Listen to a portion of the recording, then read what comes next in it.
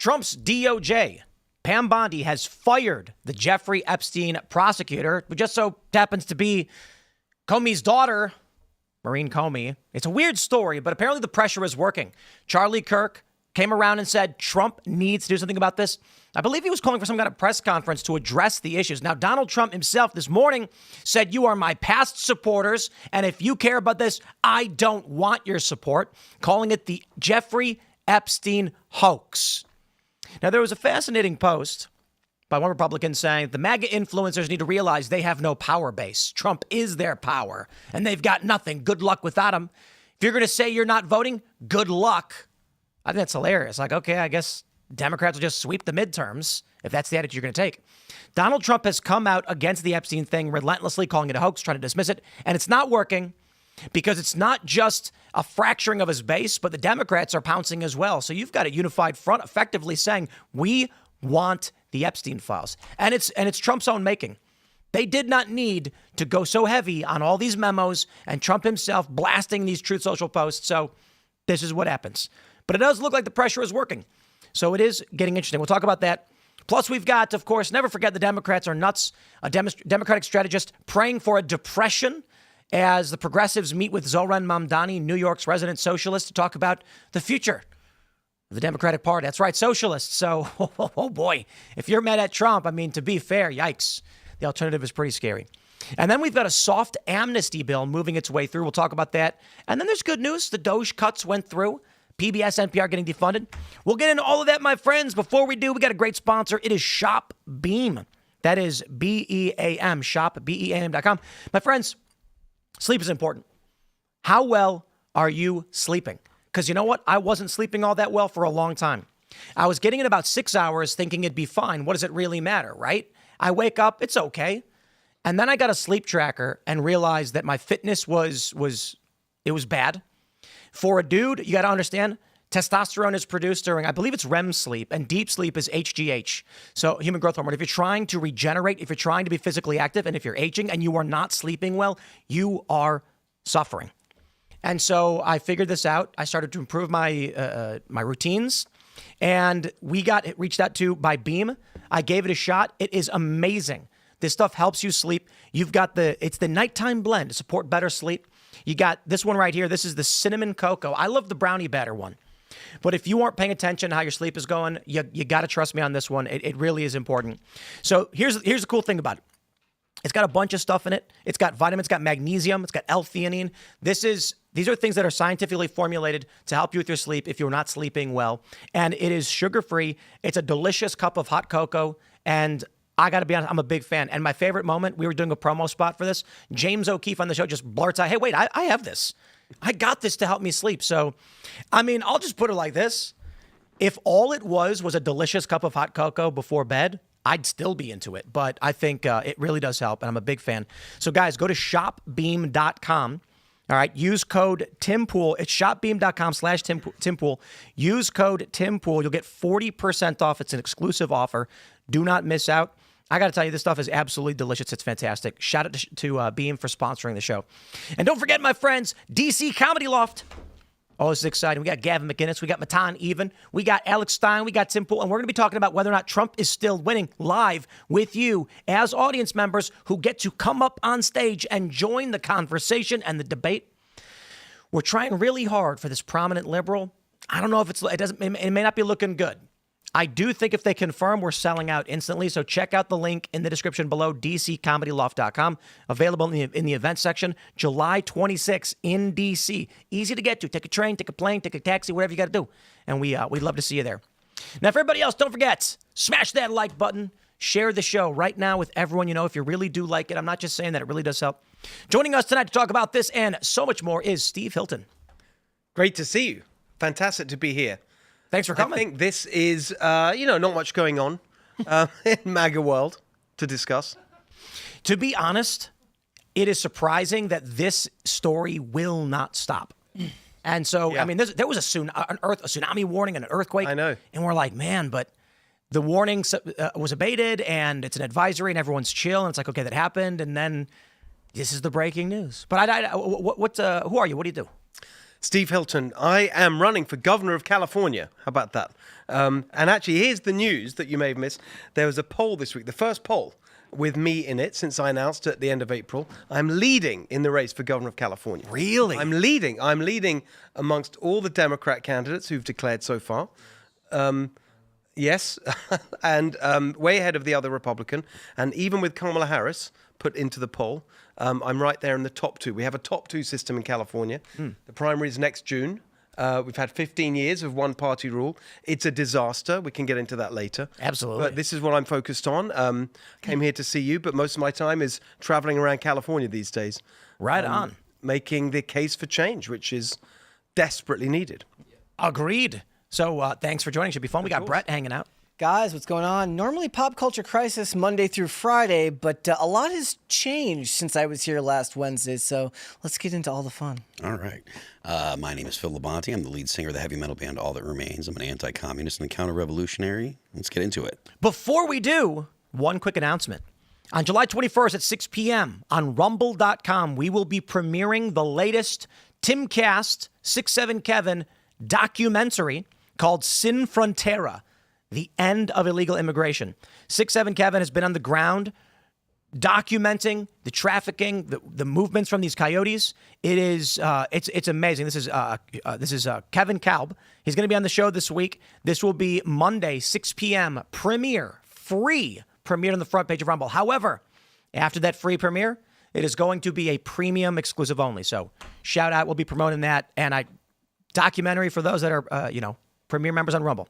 Here's a story from Mediaite. Pam Bondi fires Jeffrey Epstein prosecutor. Attorney General Pam Bondi fired Maureen Comey, a prosecutor with the Southern District of New York who had prosecuted deceased child trafficker Jeffrey Epstein and Ghislaine Maxwell. Comey, as senior trial counsel, is the daughter of James Comey.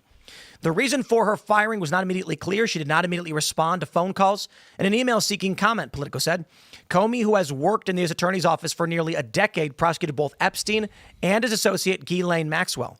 Maureen Comey worked at the SDNY for almost a decade. I think this is something we should consider.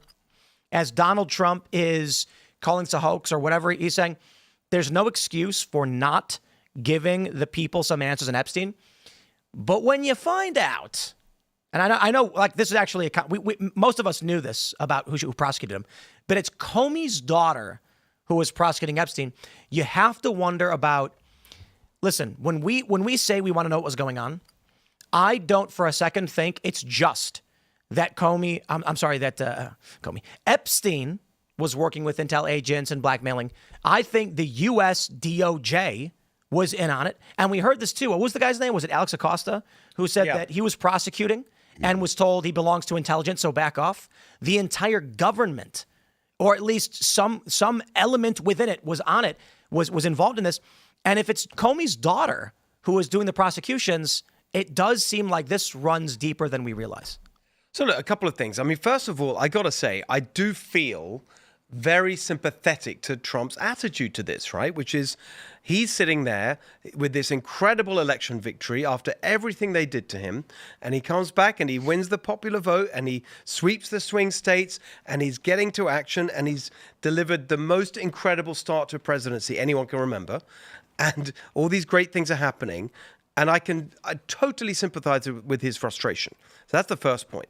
But you're right to say that this is kind of a self-created thing, right? This is all from the way they've handled it. The other point, and I'm so glad you mentioned Acosta. So I went back over what I've said about this story in the past. And some people may remember I used to host a show on Fox News on Sunday nights, The Next Revolution. And we had a segment called Swamp Watch every week, and I would take some aspect of the swamp, and it was non-partisan. I'd have a go at everybody, Republicans, and they didn't like it when I did that, and I went right across the board. And I did a whole piece on that plea deal, that unbelievable plea deal that Alex Acosta agreed to when he was the U.S. attorney down in Florida. And the most shameful thing about that was his explanation. This is like 2007 when they first did Epstein, and he basically got off with barely any punishment at all. It was like some kind of house arrest that wasn't even house arrest. It was really bad. And Acosta said, well, to the equivalent of, well, what can you expect? This is the best we could imagine, we could hope for. In other words, he's rich, he's powerful, so of course he's going to get something that's basically not a punishment at all. And I think that goes to the heart of why people are so fired up about this, because it's that same old story that the elites just get away with stuff and there's no accountability. So it's beyond just the details of the case. It's this feeling of, when are we going to get justice and accountability for these people that have been in charge? And the system just looks after itself. Indeed. So this is also a component of the story. This is a couple days ago. Pam Bondi ousts the top ethics official at the DOJ. A lot of people are saying that the pressure is working, and moves like this are the result of people demanding action. The fact, you know what I think? I think Bondi puts out that phase 1 binder, thinking like maybe if we give them some breadcrumbs, they'll stop, and they don't. The story is not letting up. Journalists are asking about it. Personalities are asking about it, and Trump can't help himself. So the pressure is mounting, and I think now we're starting to get movement. Trump has no choice. Something has to come out. And I will stress this. Trump, if he just said, if this morning, instead of being like, I don't want your support, he posted something simple, you are correct. We will release the Epstein. We'll release everything on Epstein. We can as fast as we can. Yeah. Everyone would be cheering. Democrats would be like, yes, and I still think he's got the opportunity to do that. But look, we know his character and his temperament. He's like, if you go for him, he just punches back. I mean, that's who he is, right? So this is totally in line with what you'd expect from him. However, he's, you can feel it in all the criticism from all the people, in the base and the leaders of that movement who are saying, as they make the criticisms, they're all saying, we love you, we want to support you. They don't want to get into a war with Trump. And the minute, exactly as you say, the minute that he actually makes a move in that direction, everyone will be cheering. So it's still an opportunity to do that. I just love it if he put out a truth like tomorrow morning saying, I'm just Josh and here are the files, and then he dumps them. He should. I want to push back on the idea that it's you mentioned the the supporters, right? The influencers and stuff. I think the influencers really would fall in line were it not for the fact that specifically Gen Z, but the young Trump supporters are so incensed about this. And I talked about this last night, how young people really have just taken this particular issue and have really just, it's really just offended them because they've dealt with COVID they've been lied to about COVID. They were lied to about Biden. They were lied to about so many things. They feel like they were lied to about whether or not our system works because they don't have the same opportunity that their parents had, or they feel like they don't have That's the same the huge point underlying all of this frustration and anger. I totally agree. And so I think that the influencers are actually being influenced by their viewers and by the base. A lot of people that are what you would call normies really don't have a lot of interest, and it's broken up by age. Gen Z is not having this. They are pissed, and these people are the people that you have to worry about in 10 years, 20 years. What do they want America to look like, and what are they going to vote for? And if they don't trust anyone in the government, it makes you wonder what type of government we're going to have. I agree with that, and I also agree with the point that we're all making, which is that it's not sustainable to keep stonewalling. I remember back in the day before we moved here. For those who don't know, I moved here in 2012. I've still got the British accent, but moved from the UK with my wife and my sons. But before that, I was senior advisor in the UK government to the Prime Minister, David Cameron. So I've been at the heart of these kinds of things. And there's just a momentum and a pressure to these things. And you think you can hold it back, and you can't. And I think that is true in this case. And I think this... It is really deep. That's the point you made is exactly right. And you can say it's just Epstein, and we get really kind of, we're outraged about the child sex aspect of it. Of course we are. That's revolting, the most heinous crime. We can say all that, but it is deeper and broader. It's this general feeling that the system looks after itself, and we get shafted all the time and lied to about it, and nothing ever happens. Yeah, nothing ever happens. And I think that's. I do connect it to this stuff about the pardons for Fauci, for example, Yeah. in relation to the pandemic. And in California, I mean, literally one of the things that I've announced is that as governor, I will have a COVID accountability commission to look. We had the most extreme and destructive lockdowns, the anti-science nonsense, the school closures, businesses closed, churches, all of that. Gavin Newsom pushing all that, even though they knew that it was making no difference. There's been no accountability for And it's not any just of that. it's not just people in government, because young people can look back to the 2008 crisis, and nobody in a position of authority at Yes. any bank went to jail. Nobody lost Yes. their jobs, and the government just printed money and ruined the dollar for young people, because Yes. the effects of that money printing are really now starting to really Yeah. be felt by the average American. Also, you can make the same exact point in relation to the lockdowns and all of that. Sure. Because all the money that was spent unnecessarily, because we needn't have shut everything down, we're going to be paying that off. We're not, those people are going to be paying that off for generations. Another point on accountability that I think is just so kind of crazy when you look at going back to the Epstein story narrowly, like they say, like, if there's nothing, first of all, if there's nothing wrong here, why is Ghislaine Maxwell in jail?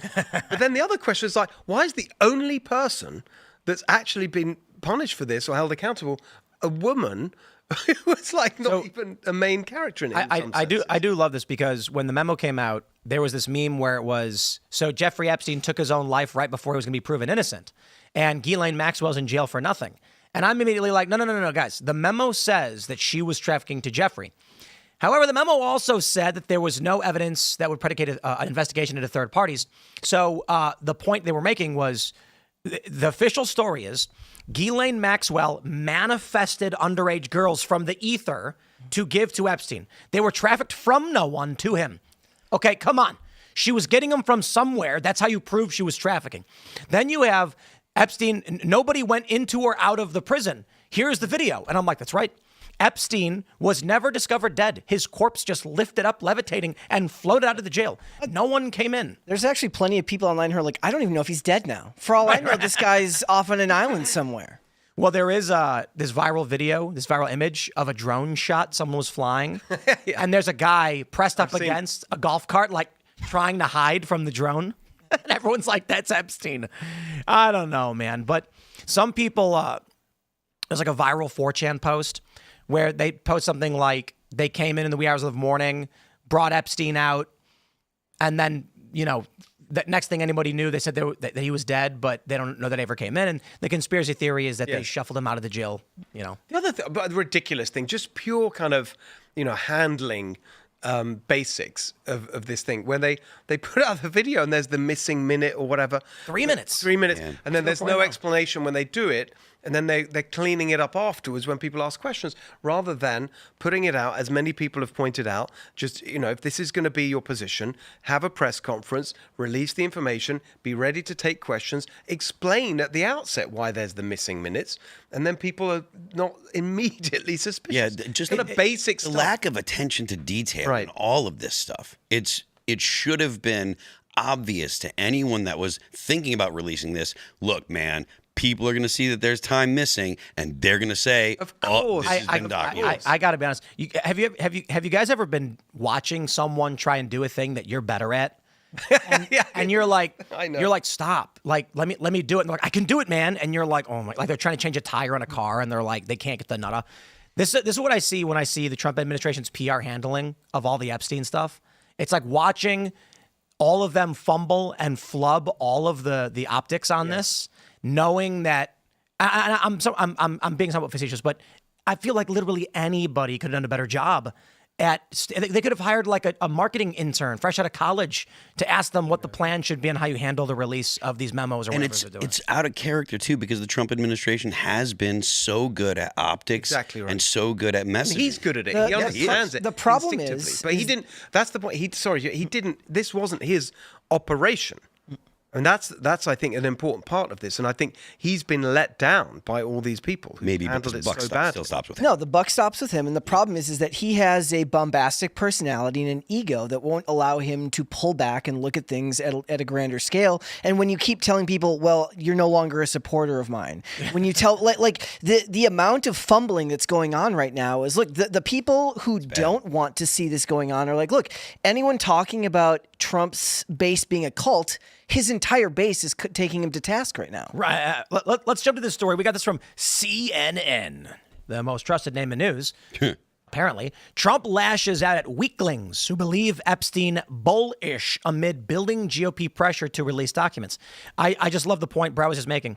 These liberals are going out being like, haha, you're in a cult. Meanwhile, literally every Trump supporter is like, Trump, what are you doing? This has been the greatest week ever to watch all of this stuff like fall down for people where you're like, look, you have to understand that people do not look at this as a cult. These people want to see this stuff. And if there's one thing that nobody is going to allow anybody a freebie on, it's the abuse of children. Yeah. So this is from Trump's Truth. He says, their new scam is what we will forever call the Jeffrey Epstein hoax, and my past supporters have bought into this bullish hook, line, and sinker, Trump wrote in a missive on Truth Social. They haven't learned their lesson and probably never will, even after being conned by the lunatic left for 8 long years. I've had more success in 6 months than perhaps any president in our country's history, and all these people want to talk about with strong prodding by the fake news and the success-starved Dems is the Jeffrey Epstein hoax. Let these weaklings continue forward and do the Democrats' work. Don't even think about talking of our incredible and unprecedented success because I don't want their support anymore. They deserve to lose seats now. They deserve it. So apocalyptic. It's so. Go ahead. I want to read this from Mike Davis. Let's be crystal clear. MAGA influencers do not have a power base separate from Trump. Their power is derivative of Trump. Trump isn't running for re-election. They need Trump a hell of a lot more than he needs them. Quote, I'll stay home in the next election. Go for it.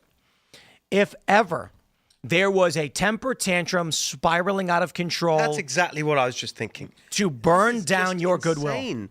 It's so emotional, that sort of and you just think, come on. Look, there really are serious things at stake. If the Dems take control of the House, then that's the end of any kind of progress legislatively. So you can't just sort of throw it all away.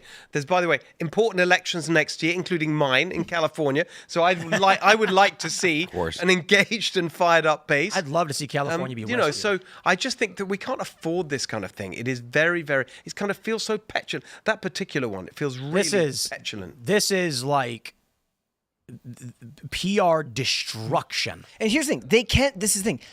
It can be afforded because if there's one thing people will not accept, it's the abuse of children. They will lose seats. They will throw everything away if it means that these files come out and the people who abuse children are held accountable. And he cannot call it a hoax because there's a woman in jail, supposedly, that is, relevant to this entire story. So then the question is, why is she in jail if it's a hoax? And I really agree with the people who've said, let's hear from her and let her just be. Where was she getting the kids from? Just when they say there's no third parties involved, it's like, okay, maybe you should investigate more than just her and figure out where the kids were coming from. It's not like Ghislaine Maxwell pulled children from the ether. Mm-hmm. She got them from somewhere. Yeah, I mean, the fact that people are still upset about this is directly connected to the just the heinousness of the crimes. I think this tweet, however, from Mike Davis, basically, we don't need you. Goodbye. I want to stress what he doesn't understand is I think the clarification is MAGA influencer refers specifically to people who are of Trump and only Trump, and they don't have anything else going for them, prominent personalities on X or whatever. But MAGA influencer is going to make a lot of people feel like you're talking about them. Because who are the people critical of Trump right now? It's not the MAGA diehards. They're saying, okay, Trump, I trust you. So when he's criticizing people, he's basically saying in the periphery of the Trump base, I guarantee you there's going to be someone like, Andrew Schultz already did, but not just that, there's going to be somebody who voted for Trump, supports Trump, like what Trump is doing, but also is a hothead just like Trump. And there will be, as long as it's bad. One guy who goes, oh yeah, fine, I ain't voting, screw you, I'll watch the country burn. And you're like, fine, I don't care, do whatever you want. And it's like, no, we need every vote we get. Right. Exactly. And also because, if the Republicans lose the House, there's impeachments, there will be no legislation passed that conservatives think is good. And more to the point, if a Democrat wins in 2028 or whatever, in the next election, they're going to come after Republicans again. If you think that what Biden was doing what Biden was doing and how they were attacking conservatives was bad before. It's only going to be worse because there's actually been attempts to change things, and they know that another the Democrats and the people that you would consider deep staters, they'll know the other point, that whoever is in the office of the president, if they're allowed to be a Republican, they're going to actually do more. Exactly. And that's the last thing they want. Viva Frei made a really great point. He had a post where he said, I'll just clarify some of point. Dan and Cash came out and said, we looked at the files, Epstein killed himself. And his response was, wait a minute. The files from the Democrat DOJ that was corrupt and was weaponizing the DOJ against you? Like, why would you just take their file and go, this must be correct? And now claim there isn't one? This is gaslighting. I mean, maybe the argument is they got in, went through the file and said, oh, okay. And then later Trump was like, you believe that? And they went, oops, okay, I guess there's no file. You can't send a bunch of people out of the White House with binders for a photo op. Phase one. And then call it a hoax. It's like nobody's that stupid. The thing is, the weird part of this, as well as I don't understand what is holding them back from transparency, because this argument that you're seeing it from the left. Well, Trump must be in the files, and that's why. It's just, to me, so preposterous. If he was, why wouldn't they have, used that against him in the past? They leaked his taxes. It's ridiculous. Yeah. The other point is just people need to remember is that the original soft prosecution with that ridiculous plea deal or whatever, that was under Bush, 2007, and then Biden did nothing, and Epstein was arrested and put in jail when Trump was president. And also the point Charlie made, I think, today, that Trump kicked him out of Mar-a-Lago because he was so disgusted by his behavior. So the idea that Trump is implicated in this just seems ridiculous to me. So why not just be transparent? They need to be better on their messaging. This is a good tweet right here. This is from Alex Pfeiffer. He says, are you a conservative that voted for secure borders, ICE raids, and end to child mutilation, designating the cartels as terrorist organizations, DEI out of government, and the defunding of NPR? Well, President Trump is delivering on all of those issues. Congratulations. And I agree. The only issue is, why is it so antagonistic in the way you're phrasing it? The administration, this tweet was good, but he should have said something like, I understand people are upset on this issue and I understand why, but please at least consider our victories. List of victories. Yes. The thing is, for topics like this, whether it's for people who work in politics or even people in this space who comment on it, you tend to look at things at a macro scale. You're looking at things in the theoretical and the as tactics rather than as what is actually happening in the world. And if you're somebody who's just an average everyday person and we're talking about horrific things being done to children, they don't care about all of these things because that is so egregious to the average everyday person that it can't be looked at as just one issue in a plate full of issues, even if they're succeeding on every other aspect that they're attempting to deliver on, because it is so bad. You cannot just get past this. And there's a lot of assumption going on when it comes to the people that are upset about this, right? There's an assumption that there are a lot more people involved and that there are a lot more people that have sexually assaulted children and essentially raped children. That's possible. But that's not guaranteed. We don't actually know that there's a lot more. It could have been just Epstein and what is it, Prince Andrew was his name? Prince Andrew, exactly. It could have been just those two people. Yeah, That's one guy. Well, I'm not, I'm not saying that it's impossible that there are more people, but the point that I'm making is they're assuming that this is the case, and because of that, until they get their pound of flesh, they're not going to be satisfied. So even if there were more information to be released, the people that believe, just like the people that believe that Epstein was Mossad and that it's involved with Israel and stuff, those people will never be satisfied. But that aspect of it as well goes to this suspicion that this is all just the government and the deep state looking after itself and whatever. And that's another thing that can be put to rest if you just had transparency. And the fact that it's not being done fuels all that,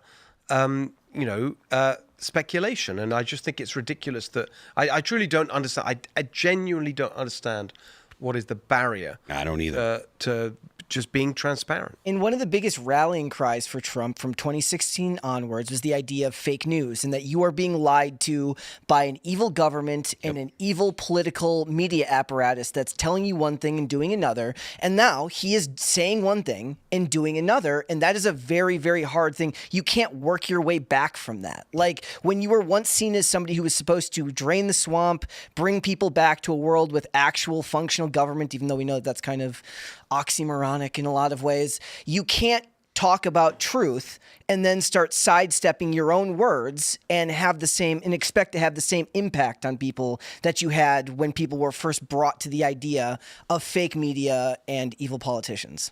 Let's jump to this next story from Mediaite.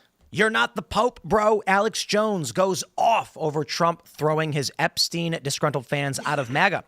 And I think Alex Jones was basically saying like he will never defend or protect globalist pedos and traffickers just because it's Trump or just because of the victories we may be getting. Here's a quote. He says, well, you're not the Pope, bro. I mean, you're not speaking from the throne. How do you pronounce that? Cathedra? Cathedra. And plus, I'm not Catholic. The thing with Catholics is just give me a break. Anybody who disagrees with anything I say is banished. And I'm not saying Trump is a cult. The Democrats are the cult of hating reason and logic and common sense. But when Trump starts behaving like that, it starts getting into cult territory. And I bet since I talked the first hour and said I'm not in his cult, that's what it's turning into. I bet there's already news articles about it. Okay, you're not wrong, Alex.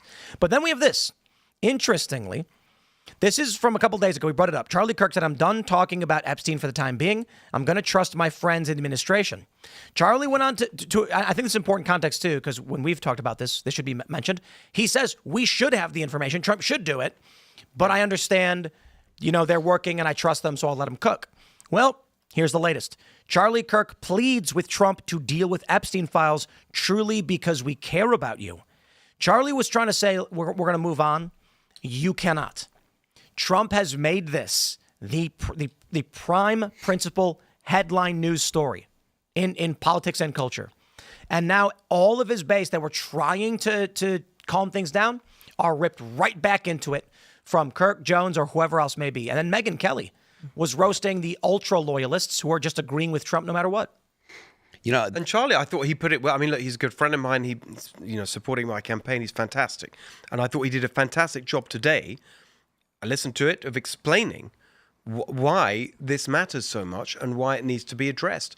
And it was interesting that having said he wasn't going to talk about it, he talked about it. Yeah. Get away from it. It's to your point that it's coming from below. It's a grassroots feeling. To that point, so I listened to this show that has Mark Halperin and Sean Spicer on it, and every day they're talking about it, not because they are particularly interested, but every day there's news made about it. The same thing with the New York Times. They have a podcast in the morning, and every day there's been something on the Epstein list. And again, not because they're particularly interested in it, but because every day there's actually news on it. Trump continues to make news on it. The influencers that are in Trump's orbit continue to make news on it, and until I don't see this stopping until more information comes out or until Trump actually addresses it in a way that will satisfy his base, because Trump can do that. He has that ability. The news today, just now, about firing the prosecutor isn't. I don't think that's what people have been asking for. Not I mean, again,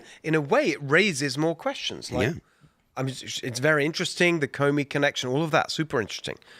But why and what's the explanation? I don't think there was any explanation given. And so here we are again with an announcement that doesn't satisfy all the questions that people have. I do love this headline from Daily Mail. Anti-trans activist Riley Gaines turns on Donald Trump over refusal to release Epstein files. The other title they have was Trump's golden girl, Riley Gaines, turns on him over Epstein files. Look, man, it's just you can't come out like Trump did and basically bang a fist on the table for, let me put it this way. Trump went to a rally in 2021. He said, get the vax, and they booed him. And they said, all right, well, I ain't going to make you get it, but I think it's good. And they booed, and he moved on. Trump used to understand, as much as the media might say it's a cult, he knew he needed to rally this group of support to get their backing. Now, with this post, it's like he's banging on the table saying, don't you dare defy me. And it just doesn't work. Yeah, but I think that it's because he feels that he's not getting credit for the scale of the results and achievements so far in his presidency. I agree. He didn't ask for it. Yeah. If his post today was, like I said with Pfeiffer, I understand the frustration, the anger. Trust me, I am here for you, and we are working on this, and we are going to get you the truth. But look at these big, beautiful victories. Let's not derail over this one issue. Let's work together. Then people would have been like, yay. Yeah. It was like he posted the Superman meme, like right after all this stuff leaked. I'm like, bro, this is the least Superman thing you could possibly ever do. My favorite was immediately after the backlash. It's like he gets asked, what's going on with Epstein? And he goes, I'm going to take Rosie O'Donnell's citizenship away. And everyone's like, what? What are you talking about? Like, that would be funny if it was literally anything but the Epstein files. It would be funny if it was literally at any other time than when we're That's what I'm saying. actually Like perturbed. that feels like a disconnect from the seriousness of what we're talking about. When you're sidestepping like that, when you're turning it into jokes and making memes, and then the rest of us who are kind of the ones who are on the receiving end of whatever policies you're enacting see the seriousness of it. They're like, you're not taking this seriously. And to be fair to the base and to him is like usually that personality for him works very well, and his kind of disconnected approach to politics is something people find charming in a lot of ways. This is not one of those times. And also the other thing is that the brilliant thing about him, which is I think it's a big driver of why people love him, is he's so transparent about things usually. And you don't get the typical politician BS and, circumnavigating the issue, and he's incapable of not being transparent. Like, that's right. And he's very clear with his thinking, just as he has been on Ukraine and Russia and why he's changed. And on everything, it's what we're used to from him. Well, then that's something that should make people ask questions. Why is it that you've behaved this way on literally every issue? If you have nothing to hide, why is your approach to this topic so drastically different than how you've approached literally everything else you've done in government? Should I take the shoes down? I suppose you can wait for further. It was like I was gonna wear my I was gonna wear my Bill Clinton shirt on the show one time. I was like, that's the day they'll drop the list and he'll be at the very top. I'll be like, crap. It'll be like, not a good day for a joke. I've got another, actually, it just occurred to me because it's a really good question, is I wonder whether it's something to do with the people involved who he's just very, very, fond of. Pam Bondi was, on his defense team for impeachment. Cash and Dan were absolutely kind of right there, massive champions for him all the way through, totally loyal. And I just wonder if he's like, these are really my people, and back off, if there's an element of that. Some of those photos, Pam Bondi looked like she's been having a rough time lately. I would not want that job. She's aged 10 years and you can't 2 quit. weeks. You can't. You can't leave. Yeah. They're going to be like, no, because it would cause too much problem, so you have no choice. You stick around. Oof. Like the Bongino thing. They're not going to let him leave.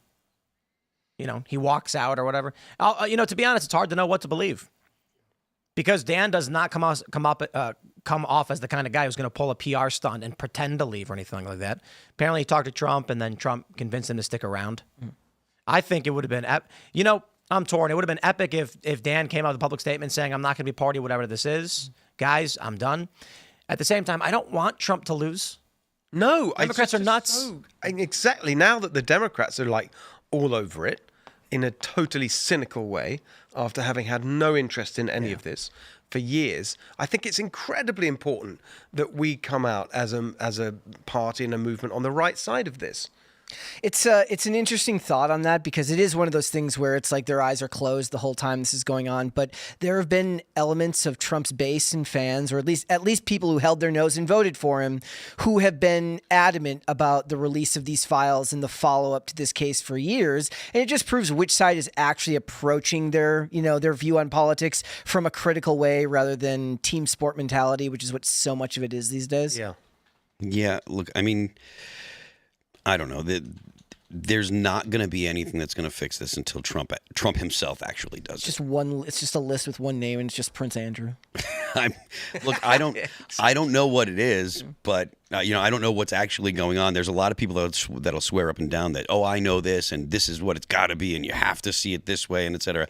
I don't have any inside information. Obviously, there was nefarious stuff going on, but until Trump addresses it, it's not going away. Nope. I think we're winning.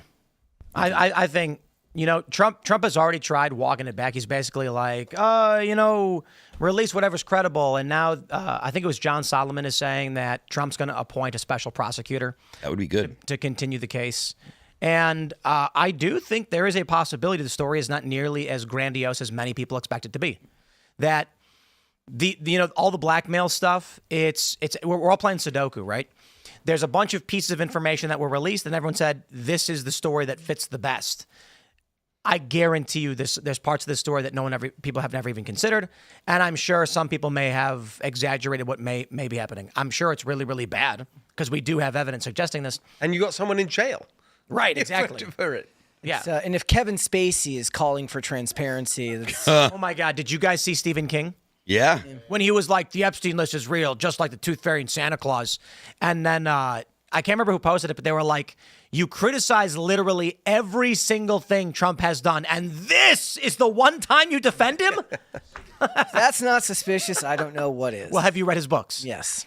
A lot of people don't know this, but Stephen King writes an awful lot about children being raped and having sex. And like the book It, for instance, most people have only seen the movie. They don't know that for seemingly no reason, after their children defeat the evil clown, they are like, he literally, it's nuts. It's like, imagine the story's written like this. They defeated the clown and they cheered. Let's all go home and celebrate. What a dangerous day. Then they took off all their clothes. The young girl placed herself up against the wall, and then he just graphically details child rape. That's the happy ending. And it's after in the book. They've defeated. And everybody's like, why did you write that? And he's like, it's a metaphor for losing your childhood or something. And they were like, what? And then he was like, but kids died in the book. And they were like, yeah, because it's a horror. But like, and he's like, shouldn't that be worse? And it's like, bro, you wrote a chapter, like this whole graphic depiction. And then you add that, he's got other stories like this, mind you. And then Trump comes out, and the one time he defends Trump, he's like, yeah, there's no clients. What is anyone talking about? Oddly enough, he doesn't realize that is the one crime that's considered unforgivable for all intents and purposes. Like, people get forgiven of murder all the time. Nobody's getting forgiven of what he's talking about. I mean, they shouldn't be. Like, if you violate children, like, there's a meme on the internet that I'm not going to say, but like, there's a reason why people have such a strong emotional reaction to violating children. Let's jump to this from the Post-Millennial. Trump supports appointing a special prosecutor for the Epstein files. Veteran journalist says. Good. Just the News founder John Solomon revealed to Bannon that he'd spoken with Trump. Well, told him he was thinking about big issues. Let's play the tape. You did inform him that they're thinking about appointing a special counsel on this to take over this entire investigation. Yeah, and he said, I think it's a good approach. Let's just do it. Let's get the trust of the American people. Let's get accountability, and then let's focus on the things that matter. So he's on board with the situation of getting a special prosecutor and having the Epstein situation put into that, so that can be formally looked at. Anything legitimate that should be looked at. And really in a criminal context. He volunteered it, by the way, Steve. I ask about the special, he immediately volunteers, and then I follow up on it. But he immediately brings up Epstein. Like, just throw that in. Let's get it all answered. I got nothing to hide. I want truth, and I want prosecutions, and I just want the justice system to take care of what needs to be taken care of. It was really a remarkable moment. The challenge, I think, for Trump right now is that he's dug himself in too deep. In order to get out of it, he's going to need a patsy. Someone's got to get thrown under the bus, and the expectation is going to be Pam Bondi. Mm-hmm. I think he's been very clear that he's supporting it. I think, no, but this is a way out. If they do something like this, it's like, let's get it all out there. Yeah, but saying, I don't want your support. Yeah, that was bad. If he were to come out in next week and say, I've been made aware that Pam Bondi had withheld information, leading me to make incorrect conclusions, and for this, we will immediately be taking action and terminating her, blah, blah, blah. Maybe. I don't get any sense that I don't think he'll do it. But I don't know how he recovers from saying, I don't want your support. Yeah. There's going to be a lot of people who will say, then you can never have it later. Well, I don't know about that. I think that people are just... Look, there's a very kind of personal relationship with Trump, and people, he's so transparent usually. I think people can see he's just really annoyed about all this, and that's the flavor of what he put out there. I think that look, I agree that something needs to happen to get the transparency, and I think that is the way out of this. And if he does that, as we were saying earlier, I think people will just move on. And this isn't the only time recently, like we were talking about the other day, when he swore during Israel and Iran and during the bombing, and then he was getting really upset. He was losing his cool with people. Now, normally he's able to deflect with his own brand of humor and bombastic personality. But when you're swearing on live television, that doesn't inspire confidence for somebody who's supposed to be the supposed leader of the free world, right? So I feel like he's just taken some L's in the last, beyond this, with people questioning why we were getting involved with that, and it just hasn't been a smooth sailing. Like you were saying, maybe he feels like he's not getting the credit he deserves, and the average everyday person just like, I didn't put you in office to get credit. We put you in office to do things for us. That's your job. You work for us. Yeah, Yes, and I suppose his response to that would be, I am doing things, so let's focus on that, and let's keep doing more things instead of this, which is in the past, and blah, blah, blah. I think that's his response to I think that's just the issue with being a little bit less polished, as is his personality, and having an ego. And when you can't control it, it ends up hurting you. I mean, I assume so. But as for for a special prosecutor, that would actually take the heat off for a while, because then he can just refer to the special prosecutor, and people could say, you can say, look, we're looking into it. There's more information. And obviously the people that are never going to be satisfied are still not going to be satisfied, of course, because until they see the results that they have already decided are out there, they will never be satisfied. But I think that a special prosecutor is probably the best thing he can do, at least at this point. You know, I don't know that it'll help Republicans in the midterms. Yeah, say like, are they going to be? Is the idea that they appoint a special prosecutor, but then once the midterm comes along, they're like, look, you did this long ago. Where are the results? But I mean, I'm still of the opinion the important thing at the midterms is the economy. Oh, I was just about to say exactly that. Yeah. It's going to be real things that affect your real life, and that is what people will vote on. I think he understands that as well. But you can't get to talking about that if you've got this barrier in the way. You don't need to talk about that, though. You don't need experience, because that's what people do. That's just what people do. Look, if people go to, when it comes to midterms, Gen Z is probably not going to the polls anyways. If we're being honest, Gen Z is not going to go and vote for the midterms. They just don't. Historically, they don't. Only maybe Democrats that are activists, Gen Z will, right? Otherwise, Gen Z doesn't go. It's going to be the boomers and Gen X. They're going to be the ones that go to vote in the midterms. And if they feel like the economy's okay, and they feel like they're making money, and they feel like their dollar is going further than it did 2 years ago, they are going to vote for Republicans. Exactly if they don't, then the Republicans are going to get trounced. You get a much lower turnout in the midterms. I mean, funnily enough, that is a big focus for me, because in California, that's how I see my path to victory, which is actually getting a higher turnout than you usually get for people who really are fired up and want change in a real sense, because everything is so expensive in California. It's all a nightmare. Highest housing costs, highest gas prices. And I'm out there with a plan for how we can fix that. $3 gas, own your own home, practical things. And that's my whole plan, is like, let's go out and vote for it. And of course, if you vote for me as governor, you're also voting in the House races in California, which, by the way, will make the difference, because that's where most of the really close contests are. You going to get that light rail finished in California? Oh, my goodness. There was just a tweet that I saw about that a little while ago. Goodness. What a joke. What is it? Trump has just said, he just truthed a few minutes ago, to the law-abiding, tax-paying, hardworking citizens of the United States of America, I'm thrilled to announce that I have officially freed you from funding California's disastrously overpriced high-speed train to nowhere. It's fantastic. I'm actually seeing Sean Duffy tomorrow. I'm being DC. Oh, amazing. We talk about this and other things. But the federal money for the high-speed rail is actually the smallest part of it. So we still have to kill it in California. It's insane how much money is wasted in that state. Oh, they've doubled the budget of the state of California in the last 10 years, and everything is worse. Is California like a effective? Is that how the politicians launder money? It's like, just go to California, we'll give you state and federal funds, and then do whatever you want with it. I mean, and this is what we were just chatting about it earlier. This is what you get in a one-party state. It's been one-party rule. I mean, it's not I mean, it's actually more of a Republican state than people think. Like, the average share of the vote in California for Republicans in the last few years is 40% or so. I mean, that's not 50, but it's not 20. There's actually a lot more Republicans than people think. But one-party rule, where they assume that they're never going to get challenged and they're going to have it all their own way, they get totally arrogant. They don't care what they do with the money because they assume they're never going to have a challenge on the other side. That all they pay attention to are their activists, their base, the unions that fund their campaigns, the trial lawyers that fund them, and all of that. And they lose touch with real people. I mean, they drove Hollywood away. I know. There was a story the other Canada. night. It's been Canada for a long time. They're driving Everywhere. away overseas. We're Yeah, talking there was a story farther and farther away. a couple of weeks ago. Literally, could Los Angeles become the next Detroit? Because of the collapse, and I'm there the whole time. There was and like it's not just that, okay, people who feel sorry for the movie stars.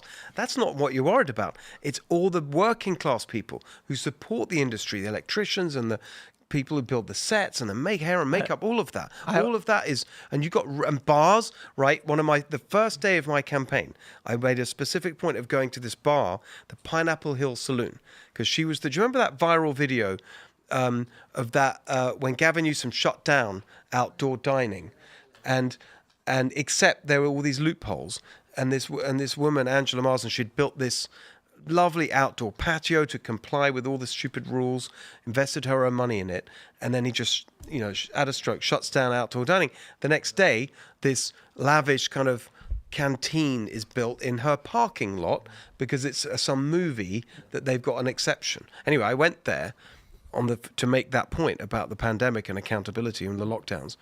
But one of the things that came out of that is like they're right there in Studio City, massive collapse in business because of the collapse of Hollywood. So there's so much impact from that. I remember Rob Lowe went on a podcast and talked about they film an American game show in Ireland because they fly Americans to Ireland to film it in Ireland. No, the other one is it's cheaper to do it there than on a lot in California. MasterChef, right? I love Gordon Ramsay. I love that show. I watch it with my sons. They're there. It's Australia. Yeah. This season, right now, we're in the middle of it. It's all in Australia. That's why, most of the movies that are being made today, they start filming in the UK because the tax credits are so much higher over there. I just want to give a quick shout out. I saw Superman. I thought it was really great. And we got to give more credit to J.B. Johnson, lighting technician. I thought the lighting was fantastic. No one cares about all of these people in the credits of all of these movies, and the credits roll, and they wait for the after credit scene, and it's just all of these names that may as well be pictures of cats, as far as most people are concerned. So when we talk, you made the point, so I looked it up. Everybody's talking about Robert Downey Jr. What is he getting, like $200 million for Doomsday or something? I think it's $100 million or something. $100 million, and then there's working class people who do hair and makeup and lighting, and they get paid $20 an hour. Yep. And when those films break down and leave because the state is mismanaged, working class jobs evaporate. There's another really important point about this, which is that if you get into the details, like Gavin Newsom's talking about increasing the tax credits and whatever, but even the group that hands out the tax credits in California, because they're so kind of left and obsessed with, their kind of, political priorities, then even the support is not going to these big movies. They're giving it to kind of, small indie films. And I want all films to be successful, but it's these big movies that employ a lot of people for a long time. So they got job security and they're there and they're against all of that. And they're happy to see it disappear. It's unbelievable. Let's jump to this story from the New York Post. Zohran Mamdani gets hero's welcome from lefty Dems at AOC-hosted breakfast in D.C. Meanwhile, Democrat strategist says parties should pray long and hard for an effing depression in the United States. So I want to highlight this real quick just to point out, as mad as we all may be about Trump and the Epstein thing, I'm still I'll put it this way. I might get mad at my brother, but I'm not really that mad. At the end of the day, he's my brother. You know what I mean? The Democrats are psychotic. And so look, Trump can say whatever he wants. I ain't voting for these people.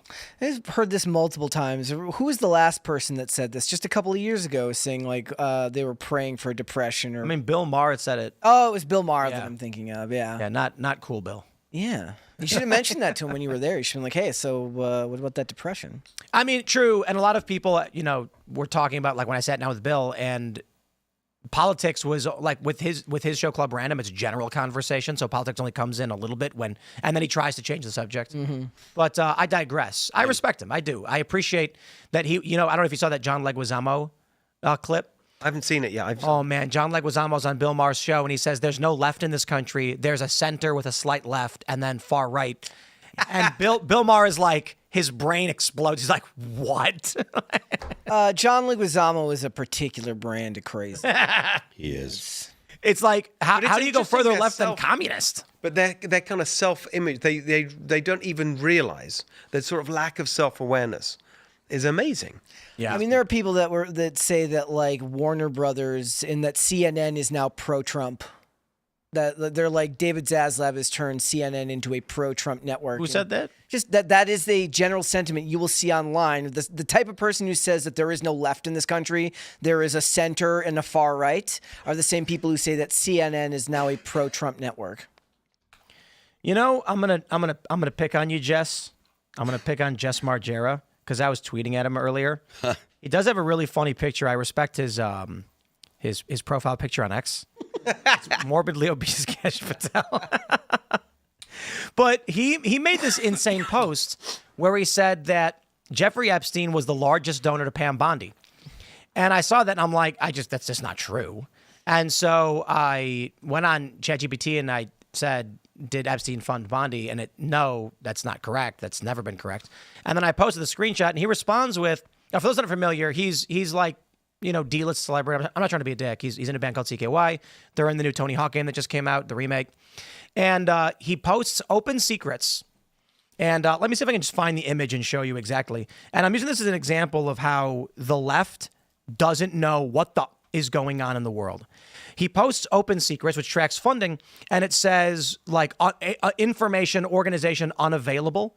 And he uses that to imply that, here we go. Let me pull this up. I got it. I'll grab his tweet. Here we go. This is your run-of-the-mill lib on the internet. He says, Epstein was Pam Bondi's biggest campaign donor as Florida Attorney General from 2011 and 19, won a ton of evidence lawsuits. He then said, why am I a better journalist than anyone in mainstream media in 90 seconds while wearing a Pink Floyd pajama pants making coffee? And then he posted this. And then I think my response is in here. What did he actually put? He's just a drummer in a band that has like a moderate degree of notoriety. But I highlight him only because this is what these people do on these liberals. But just did he completely make it up, or Yes. did he misread the data? So let me show you. I posted this. There is no evidence or record that Epstein gave money to Pam Bondi. He says, wait, I effed up. He was the second biggest donor. Good eyebrow. And he highlights this from Open Secrets to Pam Bondi. Organization unavailable for these records, 436,000. Here's my point. What that means, organization unavailable, is that it's aggregate data from various sources. Yes. So there's no singular group, and potentially due to privacy laws, they don't know exactly where the individual donations are coming from. Because these people don't know anything. Okay, they don't know anything about politics. Homie Jess Margera says, why am I a better journalist? He's afflicted by Dunning-Kruger worse than I've ever seen. And so then I responded to him. I said, brother, please, for the love of God, you are out of your depth. I use Open Secrets every day. Number two, you're highlighting as an aggregate of anonymous data due to aggregation, limited information. You could argue you think some of that I was Epstein, but there's no records. You're just making it up. I said, look, here's DeSantis. I love it. Did you know that DeSantis got $63.6 million from organization unavailable? I said, we got him, boys. Emily Randall of Washington got $214,000 from organization unavailable. I said, oh my God, it keeps happening. Epstein is everywhere. Lisa Forbes, appellate court, organization unavailable. I said, no, not Tony Evers, the Democratic governor of Wisconsin. 1.1 million from organization unavailable. Here's my point. This is, By the way, nice job with that. Very Oh, good. I'm Open Secrets all the time. And so this is what's frustrating. This is what liberals are. This is why they vote socialist. Dude saw a meme somewhere probably that said organization unavailable. That's because it's Epstein. And then he went, yup, and then tweeted it out like, why am I such a good journalist? And this is what all liberals are like. Okay, I say all, most.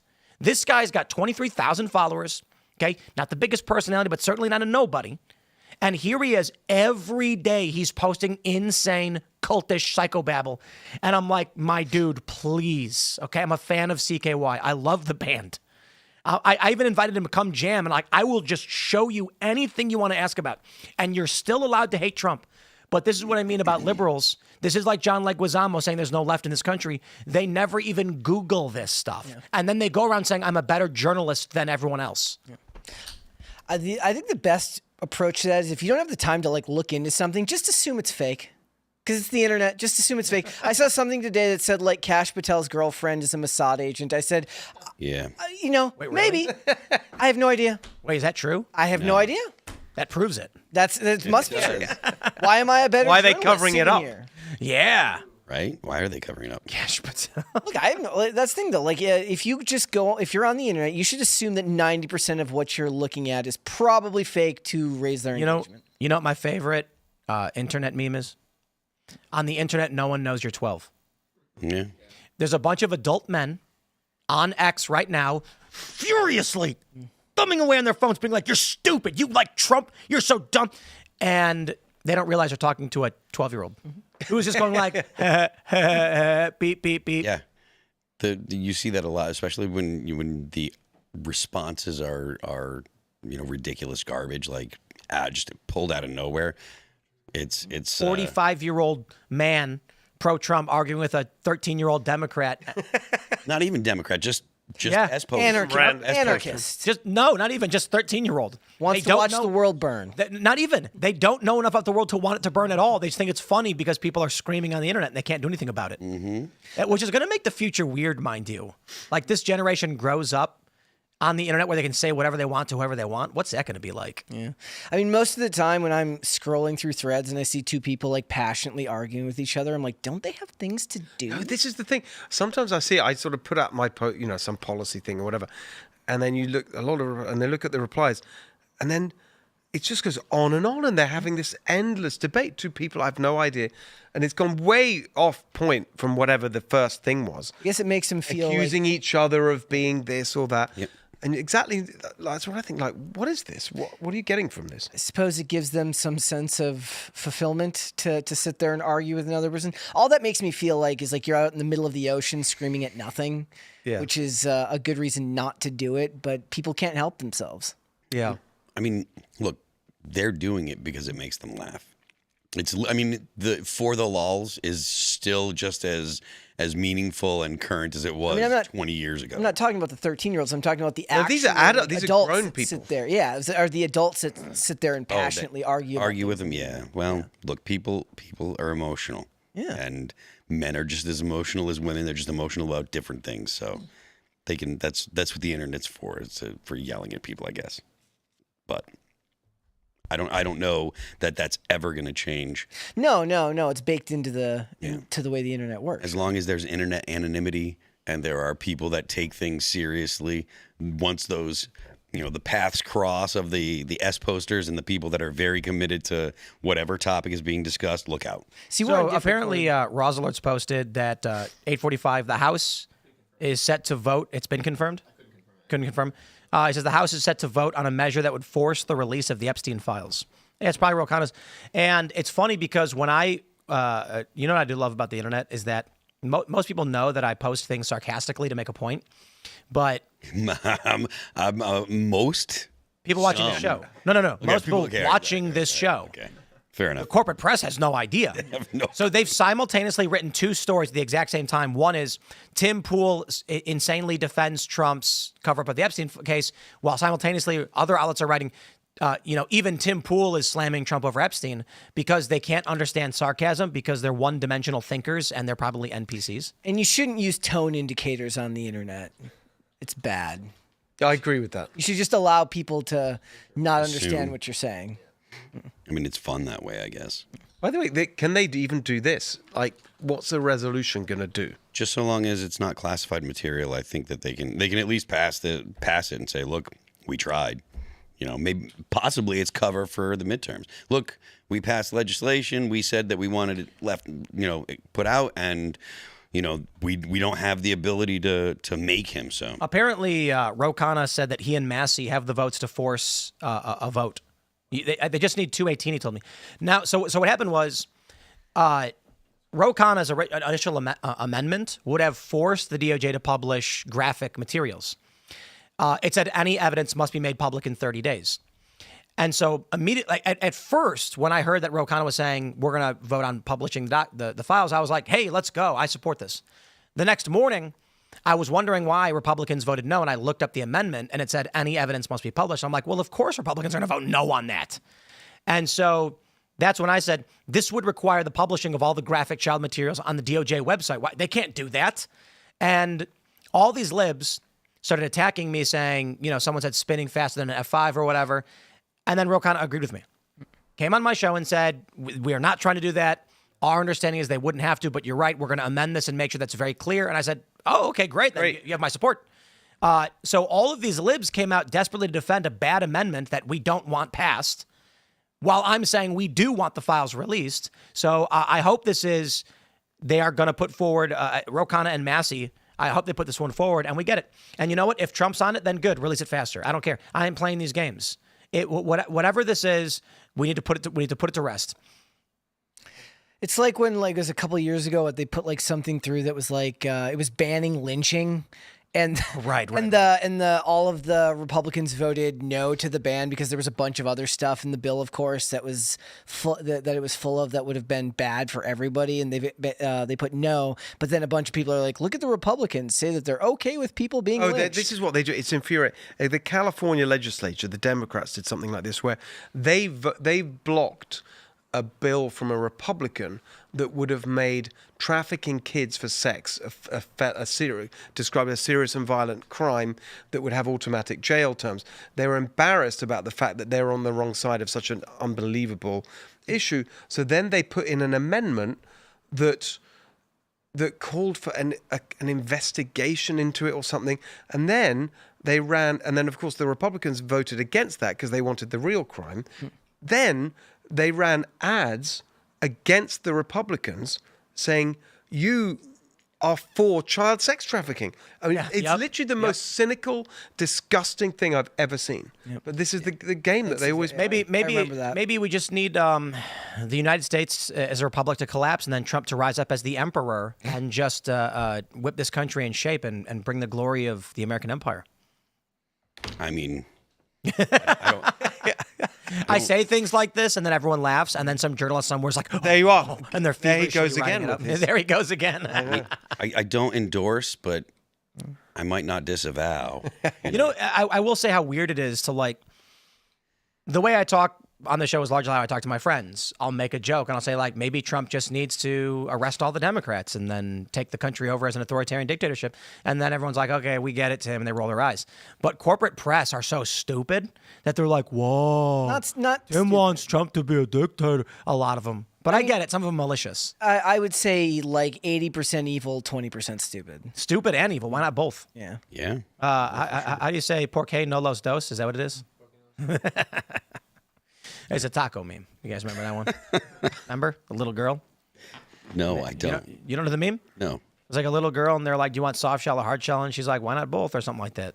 And then it became... Oh, that's... Okay, yes, right now I know it. ¿Por qué no los dos? Now I remember. Yeah, I don't know. Okay, well, I hope they get to it, I guess. We do got more news, my friends. Let's jump to this story from Eric Doherty. Says, update, a soft amnesty bill has been filed and has the support of several House Republicans. It would allow illegal aliens who crossed the border before 2021 a pathway to stay and work legally. They can get up to 7 years of legal status with work authorization. They need to pay restitution and check in regularly with DHS, and the legal status could be renewed if there's good conduct. Take a look at this. A lot of Republicans are on board with this one. HR 4393. The crazy thing is, there's no articles about it. Nobody's writing about it, but it's here, and they're calling it. There's articles that vaguely reference it, basically saying a bipartisan immigration solution. It's a horrible idea. Yep. I've got so much to say about this, but I think that I've seen her talking about it, but maybe because they don't think it's got any chance of. I have no idea. Well, let me ask you about California. Right, Trump raided these pot farms. Yeah, they found children on these farms. Child labor, exactly. And now the Democrats are defending slavery. Exactly. Trafficking. Would you shut those farms down as governor? You have to enforce the law. And this is the big point on all of this stuff in California, is on so many issues they just don't enforce the law. They pass all these laws. We've got way too many laws, but they never enforce them.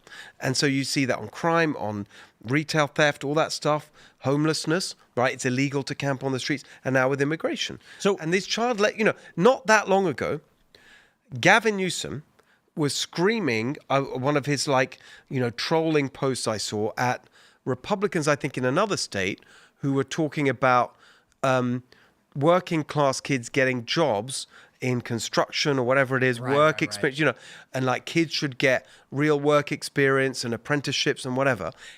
Gavin Newsom, called it child labor. Republicans are now the party of child labor. While it's going on in his state, and now he's defending it. We talked quite a bit about this. These kids were illegal aliens, and so the question then is, do you think these underage minors, came to the United States of their own volition? No, of course not. And do you think they chose to work on a marijuana farm? No, of course the not. whole thing is so obscene that they're now taking that side just to get at Trump and pander to the base about fighting the fascist army and all this. I covered during the drought I think 10 years ago I covered the drought. I went and did a couple documentaries on the story, some mini docs, and I met with a bunch of farmers and I talked to them. Certainly not anyone was championing illegal immigration. Not that we met. However, there is a concern that many of these farms in California are employing illegal immigrant labor under the table. Do you think they're going to lobby against you and try and stop your bid? So I'm a huge supporter of the ag industry. The Democrats are trying to crush the ag industry. It's the biggest and greatest in the world. We have so much of the world production of actually, by the way, healthy food, right? Not the stuff that, high fructose corn syrup. I and met all that. the cows. Right, okay, I've got exactly like real good, fruit, nuts, produce, all of that stuff. That's what we do in California. It's amazing. And the Democrats are crushing the industry by taking away the water and whatever.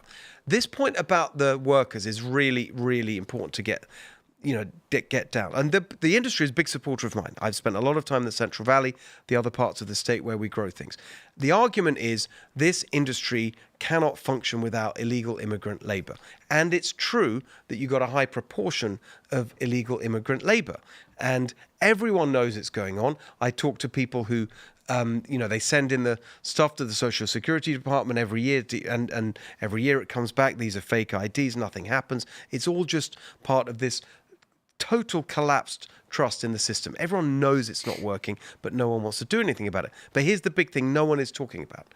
As well as having a high proportion of illegal immigrant labor in the farming industry, we've got millions of people in California, Californians, citizens, who are not working.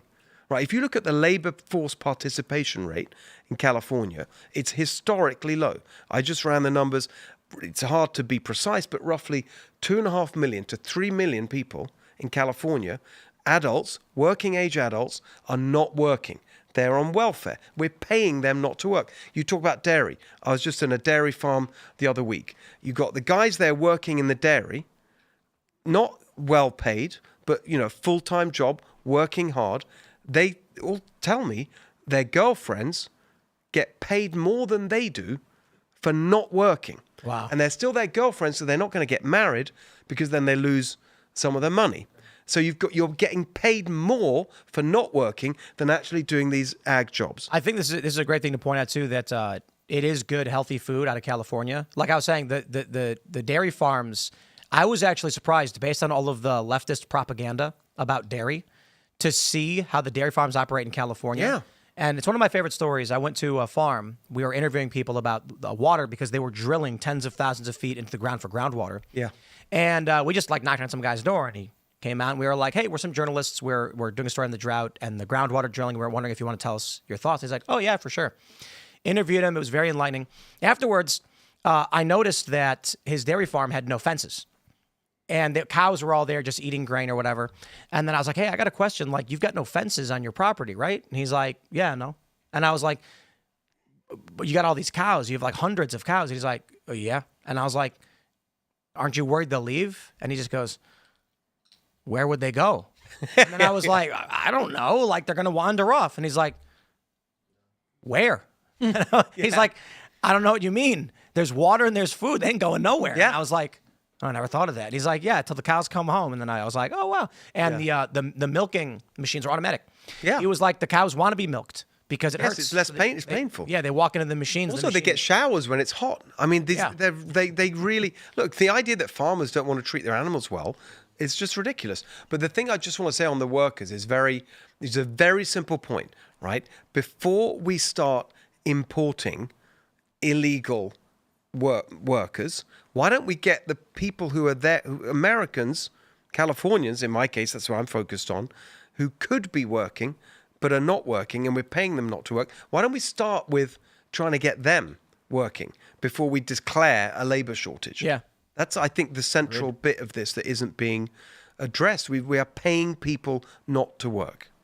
So, I mean, back to this amnesty bill, I think that this is actually more dangerous for the Republicans and for MAGA than Epstein. To be honest with you. As much as Epstein is a real significant problem and needs to be addressed, if they pass amnesty, considering how many Americans voted based on deporting illegals, if they pass an amnesty, I think that'll do in the Republicans. And the fact that it's apparently been sponsored by a Republican. I mean, look, another thing I'll just say on this, I mean, because I've spent a lot of time on it. Obviously, I'm a legal immigrant.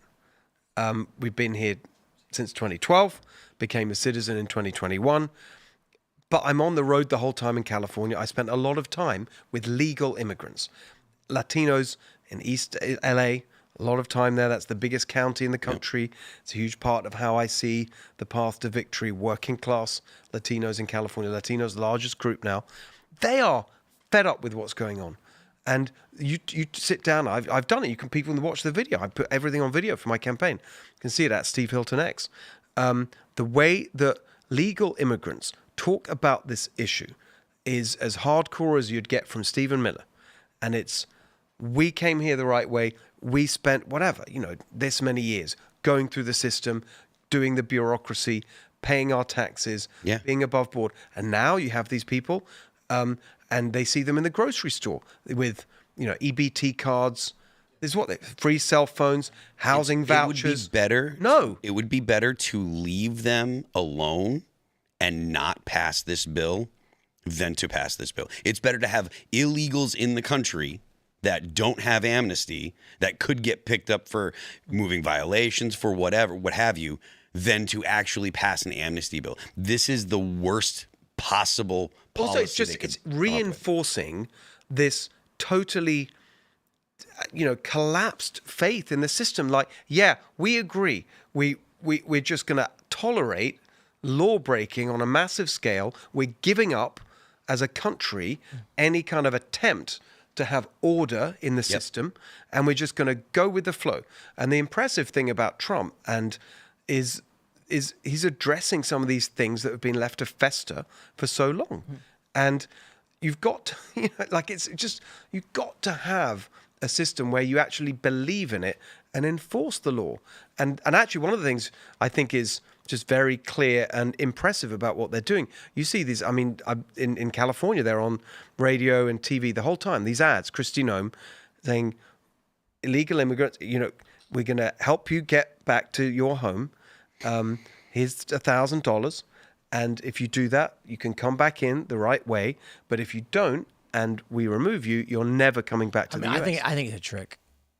What? Like, I don't believe the DHS for a second. Just go home for now, refile, let you come back. No, Well, once you're out the door, they lock it. Look, I'm pro-immigration, right? I'm an immigrant. I'm an immigrant twice over. You talk about communism, right? My parents are Hungarian. Oh, really? They fled communism in Hungary, and so of course I'm pro-immigration. I've benefited from it twice over, and I think Americans are, but they can't stand this chaos and disorder, so I think that, to me, that makes total sense, right? So, I mean, come back the right way. And then maybe there is, look, if we have a booming economy and we have full employment and all those millions of people I talked about earlier, we do get them off welfare and into work, and we still have a labor shortage, great. Then let's do it. So I'm a little more hardline on immigration. I think we should stop immigration, all immigration for 5 years to a decade, just because of how many people have immigrated here. And if this were to pass, if that bill were to pass, then absolutely you must stop all immigration. No one comes in from anywhere at all. Look, if you look at the pressure on housing, on and again, it's the poorest communities that lose out, right? Immigrant communities, right, where the public schools are just completely overwhelmed. The health system, housing I mentioned. These are we're not keeping up the provision of infrastructure and services and whatever with the numbers of people. That is true. Yeah, and it's also, in my opinion, it's also a matter of assimilation. We've had real significant problems with the way that with what children are taught, and young people. Part of the reason why young people feel the way they do about the United States is because of the teachers and because of the curriculum in the schools. We have to manage to change the curriculums in the schools of education, take all the Marxist garbage, get rid of all the colonial theory, get rid of Franz Fanon, get rid of what's his name? I want to say Paulo Freire. Get rid of all of pedagogy of the oppressed and all that crap. Get all that garbage out. Teach children in a way that is not ideologically motivated. So that way you have you stop creating generations of children that hate America. I want to pull up this clip from the ESPYs. Ladies and gentlemen, this is Shane Gillis. Check this joke out. Donald Trump wants to stage a UFC fight on the White House lawn. The last time he staged a fight in D.C., Mike Pence almost died. All right. You don't have to do that. It was fine. I didn't write it. Actually, there was supposed to be an Epstein joke here, but as it got deleted. Must have probably deleted itself, right? Probably never existed, actually. Let's move on as a country and ignore that. The New York... That last line was good. Let's ignore this as a country and move on. This is live on ABC. This is an Epstein joke. Good. And everyone's laughing. There's no getting away from the story. Yeah, that's a good thing to have played. That's right. I do want to at least add this as an aside before we talk a bit more about it. Here you go. Retires from the WNBA. When Caitlin Clark retires from the WNBA, she's going to work at a Waffle House so she can continue doing what she loves most, fist fighting black women.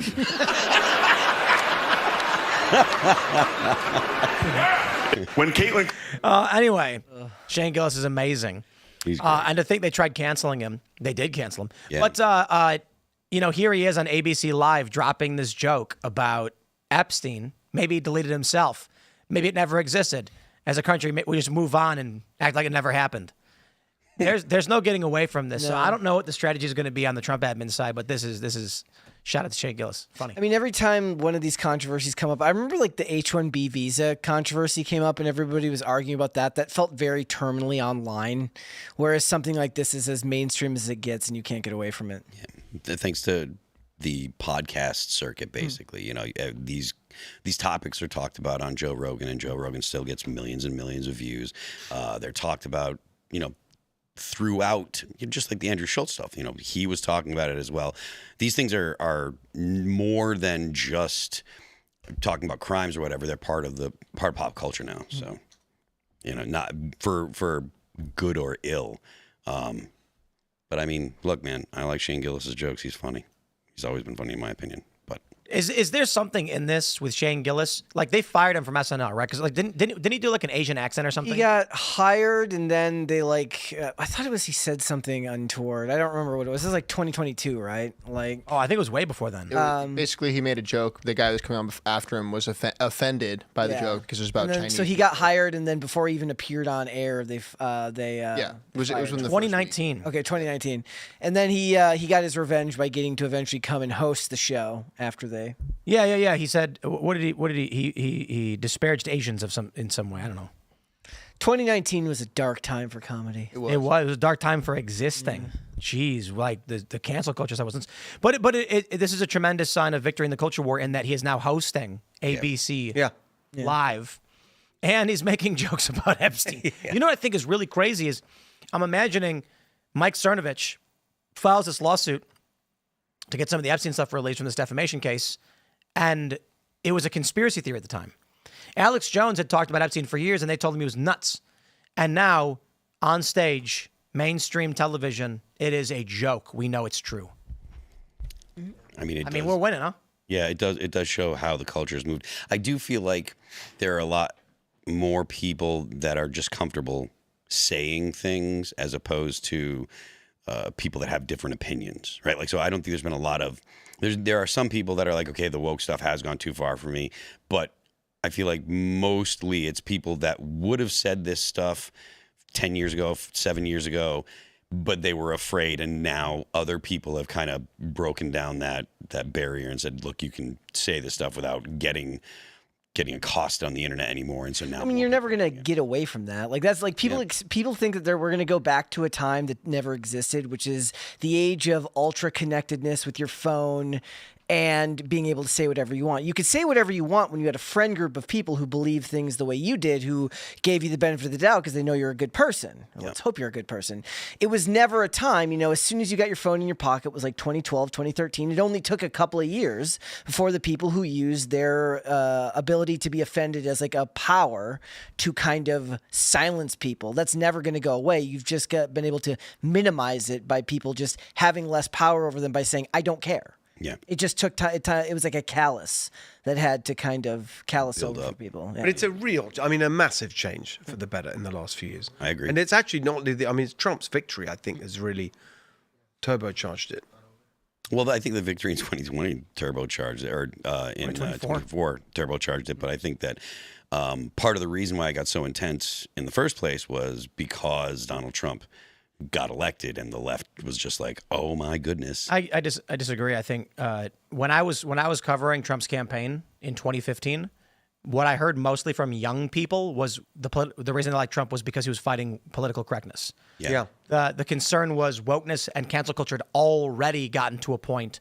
And I think Trump is an avatar of a lot of the outrage from people, those who were sick of political correctness, those who were sick of the establishment elites gutting their livelihoods and things like that. And Trump represented a lot of what Bernie did in this populist outrage, but at least he had some strength behind what he's offering. And it's interesting. I always think we forget that in that first Republican debate where Trump kind of completely crushed everyone, and there's that first question from Megyn Kelly about how he used to speak about women, and everyone remembers the jokey answer he gives about Rosie O'Donnell. Only Rosie O'Donnell. Right, but then actually, if you listen to the rest of his answer, it's really thoughtful and specifically talks about political correctness and how it's gone too far, and it means that we're not telling the truth about things, and I want to change that. It's like a really good answer on why political correctness is wrong. Yeah. Indeed. We've come a long way, though. Shane Gillis not only is back, he's like the biggest. It's crazy. Yeah. He's like the guy. That's wild. Amazing. Did he bring Bud Light back from the brink? I don't know. No, but he tried. He tried. I'm sure they backed up the money trunk to him. Hey, good for him, man. Listen, people on the Bud Light thing were willing to sacrifice UFC over it. Not everybody. I'm just saying, like, when UFC took the sponsorship, Dana White's like, I'm getting a bucket of money. And I'm like, isn't this what we want them to do? To beg for our forgiveness and dump hundreds of millions of dollars into things we like? Dude, UFC fighters are about as base as they come. So I was happy to see it. Shane Gillis, the canceled comedian, doing Bud Light commercials. I'm never going to drink that piss water, But good, take their money. I mean, that's the idea, never right? recovered. Like, in capitalism is that you tell them what you want, and if you stop purchasing their product for whatever reason, that gets them to supposedly change their behavior. Indeed. They've never recovered, though. No. To be fair, I'm pretty sure Bud Light still is, like, I don't think it's a top beer anymore. I don't know what ranks anymore, but it used to be number 1. It was like the beer. Yeah. Now it's like number 10 or something, which is wild. They lost a lot of market share. And again, part of the reason why is because it's so easy to go with something else. Like if you're going to the bar, if you're walking up to the bar and you're like, oh, can I get a Coors Light? It's so easy. It's so awful. It's permanently part of the brand. Yeah. Like, so a couple beers. Whatever they've done to try and clean it up, the brand association is the woke stuff. I like Blue Moon. I like Yingling. If I go and I have a beer, which is extremely rare and usually doesn't happen, but if I do, I know that if I'm on the East Coast and get a Yingling, I'm getting a Yingling. There's no substitute. I love that one. And Blue Moon, if I can't get Yingling, the Blue Moon's good, but there's not much else I'd want to drink. Bud Light, it's like you shuffle them in a bag, shake them up, and tell them I don't know which one's different. It's all piss water. Until Aunt Jemima's back on the bottle, I will not acknowledge the cultural value. Can we just take Aunt Jemima? I mean, like they abandoned the logo, didn't they? I'm assuming they held on to the copyright. Why though? Yeah. Maybe look, see this behind me? This image of, the Timcast skate company. And that image used to be associated with a company called Independent Skate Trucks. It was an iconic skate image for 50 plus years. And then they got accused of being racist because it looks like an iron cross. It's not. It's like a Maltese cross or something. Who cares? It's a cross. And so they removed it from all of their products on their website and abandoned the logo. And I immediately took it. It's mine now. And I've had that board there for years. No joke. And we sell boards with that logo on it. And that's what. Hey, that image people have tattooed on their chest. It's orange. Mine's blue, but they tattooed it. So maybe we just need to take Aunt Jemima. Just do it. And then if they sue us, I'll be like, can you get they Uncle have Ben asserted too? the right. How about we make It's not just Ben's, isn't it? Exactly. Yeah, can you get Uncle Ben's too? Why don't we sell maple flavored stir fried rice called Uncle Ben's and Aunt Jemima's?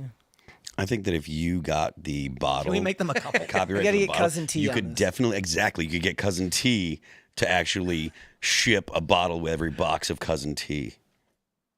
That sounds like a good idea. Ship a box of what? Ship a box of Cousin T. Well, anytime he sells a box of Cousin T's pancake mix, comes with a small bottle of the. He sells syrup though. He's got Cousin T's syrup. Does he? That's why I was confused. I was like, okay. what do you mean? I didn't know that he's. I have like 12 bottles of that stuff. Okay. I do. Well, fair enough. They're good. I've got like 5. He's got all these different. Cousin T's is fantastic. We've got like cinnamon bun, I think. We've got protein. There's a gluten-free one. It's made out of rice. We got a bunch of it. That was a dark time. Then they took the Land O'Lakes lady off too. But kept the land. Look, They kept the land. POC representation is entirely gone in the grocery store. Chef Boyardee is still there. Quaker Oats guy is still there. White guys. White guys. Even the Italian. gets to Mr. be Clean's white. still there. White guys. Yep. They removed all the Colonel minorities. Sanders. Yeah. They removed all the minorities. The Taco Bell duck, gone. Yeah. Mm-hmm. I think him leaving predates all this stuff. I know, If I'm I'm kidding. being honest. No Mexican dogs selling tacos. We can't have it. Especially not those Americos that Taco Bell says. That's not Mexican food. I heard a story that I Taco will not Bell take tried. the Taco Bell slander. Taco Bell tried opening restaurants in Mexico, and they marketed it as American food, and nobody wanted it. Is that right? I mean, that's what I was told. So it was on the internet. It must be true. Look, Exactly. I don't care what anyone says. Taco Bell is American food. It is not Mexican food. It's not cheddar cheese, hard shell tacos. Absolutely. That's America. And come on. Is there no more sign of the end of days than the Doritos Locos Taco? Every time you order them, I take 5, and I'm like putting them in my bag. We order them. We do. The cheesy gordita crunch with the nacho cheese. I'm just like, we're done. You're speaking Like, my language, man. Imagine going back to like the King of France, King whoever in the 1500s, and being like, this is food in the future. He's like, he takes one bite and he's like, oh! They're not Most ready. delicious thing he would ever taste. They're not ready for that intense flavor. No. You can't even imagine it. It is kind of funny that They fought wars over pepper, dude. yeah, it's estimated like between 50 and 60,000 people died fighting for peppercorn from India, and it's just like we have it sitting on our tables, we don't even use it. I would love this to see it. However, it's not possible. But however, a medieval European king tasting Taco Bell, and then me being like, it takes almost no money. The poorest people have it, and you can have it whenever you want, anytime. They'd be like, my God. I might go to war for Old Bay. Old Bay's good. Yeah. Yeah. Like that old. I was having shout out to Mother Shuckers in Martinsburg. You guys should definitely go check them out. Mother Shuckers. Mother Shuckers. It's a seafood place in Martinsburg, West Virginia. And right when you walk up, the first thing you see on the door is a big FJB. Okay? I know it's not as relevant today, and a Trump flag. And then it's very, very pro-Trump. So I'm like, if you want to support a business, but they have Gold Bay. And I was like, what's Gold Bay? And they were like, honey and Old Bay. Okay. And I was like, that sounds awesome. Just sent Gold. You're going to go there? a link to my girlfriend. I'm like, we're going. Apparently, I'd mentioned them on the show like a year or so ago or something. I can't remember when. Is that when you went? And then they told me, they're like, hey, by the way, like tons of people came in saying that you recommended them. And I was like, oh, it's great. We went there today, and I had scallops and chicken wings. Where can you get both those at the same time? Ready to That's order. awesome. Amazing. Chicken wings shout are out. so good. I was trying to find a way to squeeze in shouting them out, and I did. He mentioned Old Bay. I was like, I got you. But they were super nice to me, so I said I'd shout them out, and they're great. So, and they're super close, so we'll probably end up eating there a lot. We're gonna go to your chats and Rumble rants. So smash the like button, share the show with literally everyone you know. When you go to Mother Shuckers and you're buying those delicious chicken wings, tell them, are you guys going to put Timcast IRL up on the TV at night? Come on, what are you guys doing? He shouted you out. Everybody you know, even people you just met. But we're gonna have that uncensored members only show coming up at rumble.com/Timcast IRL. But for now, we'll just grab your chats and have you guys join the conversation. Shane H. Wilder, always with the first rant. He says, someone told me Trump is just playing 4D chess with the Epstein list. Look, I like Trump and voted for him 3 times, but this is idiotic and destroying the base. Just be blunt and say what's going on. Agreed. And with this many days in a row, it'd be like 9D chess by now. We wouldn't even be on 4D chess anymore. 9th dimensional. Yeah. He's veering off into the multiverse. Yeah. It's the way that it goes. All right. Bill Dozier says the limited prosecutions were the cover-ups. Independents like myself are not happy with the approach from Trump. And that's why they're playing a dangerous game when Trump is basically like, or Mike Davis says, go ahead and don't vote. Well, you'll see what we can. Yeah, it's that's ridiculous. Exactly. Yeah, a bunch of moderates are going to be like, okay.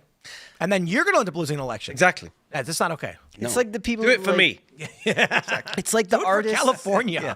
It's like the artists who say you don't like my politics, don't buy my work. Like, okay, like I'm looking for any excuse not to buy your crap. Like you're like an artist or like somebody who's selling you a product. A politician should be constantly trying to win your business. You don't like my politics. We'll go look at the politics of someone else and all that remains, and you'll probably find someone you like. So, So has JD said anything about it? JD, I don't think so. Thinking about 28 and all of that movement. So Nintendo announced the cast of the live-action Zelda movie, for which the biggest problem is Link never speaks. So they needed to find a young man to play the role of Link who can go, yeah, wah, and that's it. They'll probably pipe the audio in after the fact. Use right? The Yeah, he says nothing. But the funny thing is, the top trending story at the time was Hunter Schafer, a trans woman, because all the woke activists wanted this person to play Zelda, and they were trying to make it happen. The reason I bring this up is, my attitude on all this stuff is I don't care if they said they wanted Hunter Schafer, a man, to play the titular female character of the series. I would say, oh, okay. I'm not going to go see it. I don't know, whatever. Like, do whatever you want to do. I don't care. Nintendo wants to make money. This was never going to happen. And so my point lucky is, it didn't end up being Jack Black. There were some really funny posts where they were like, The Legend of Zelda with Scarlett Johansson as Zelda, Pedro Pascal as Link, and Jack Black as Ganondorf. I had like a top 5 of like the worst combinations. It was like Chris Pratt and Millie Bobby Brown and Pedro Pascal and Bella Ramsey. If this was 10 years ago, that's what you would have gotten. Anyway, my point was when these Trump people are saying, go ahead, don't vote, see if we care, there's going to be a lot of people being like, okay. Yeah. Like, right on. Do your thing, Trump. You can say whatever you want.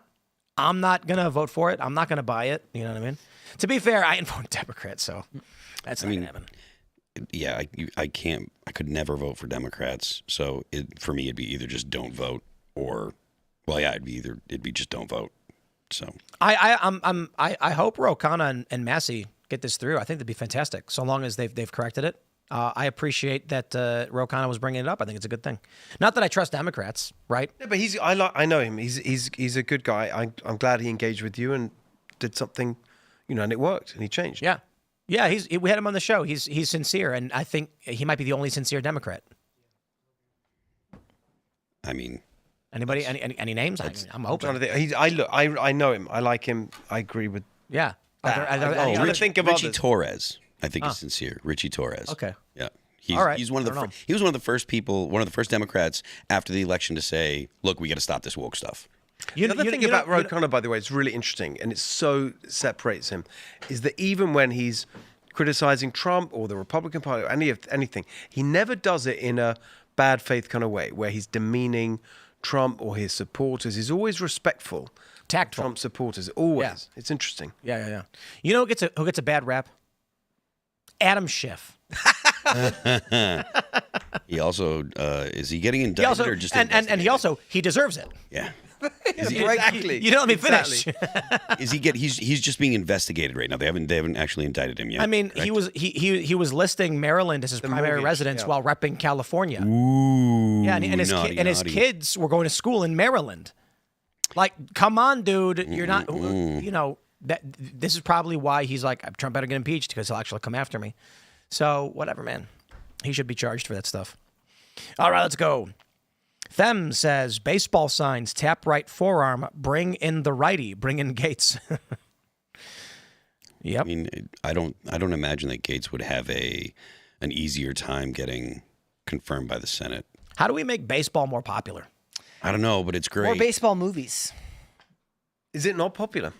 It's not as popular as it was. They were just talking about how like all the pitchers are turning down the All-Star game because they only get like a couple days off, so they don't even want to do it anymore because it's they want the 4 days rest instead of pitching during the game.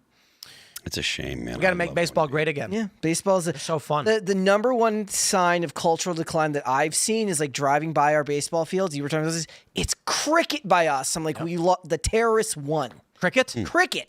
This Cricket. guy. Don't blame me. You gotta know what a crumpet is to understand. I'm Hungarian, okay? You don't lay the England thing on me. England thing. Cricket.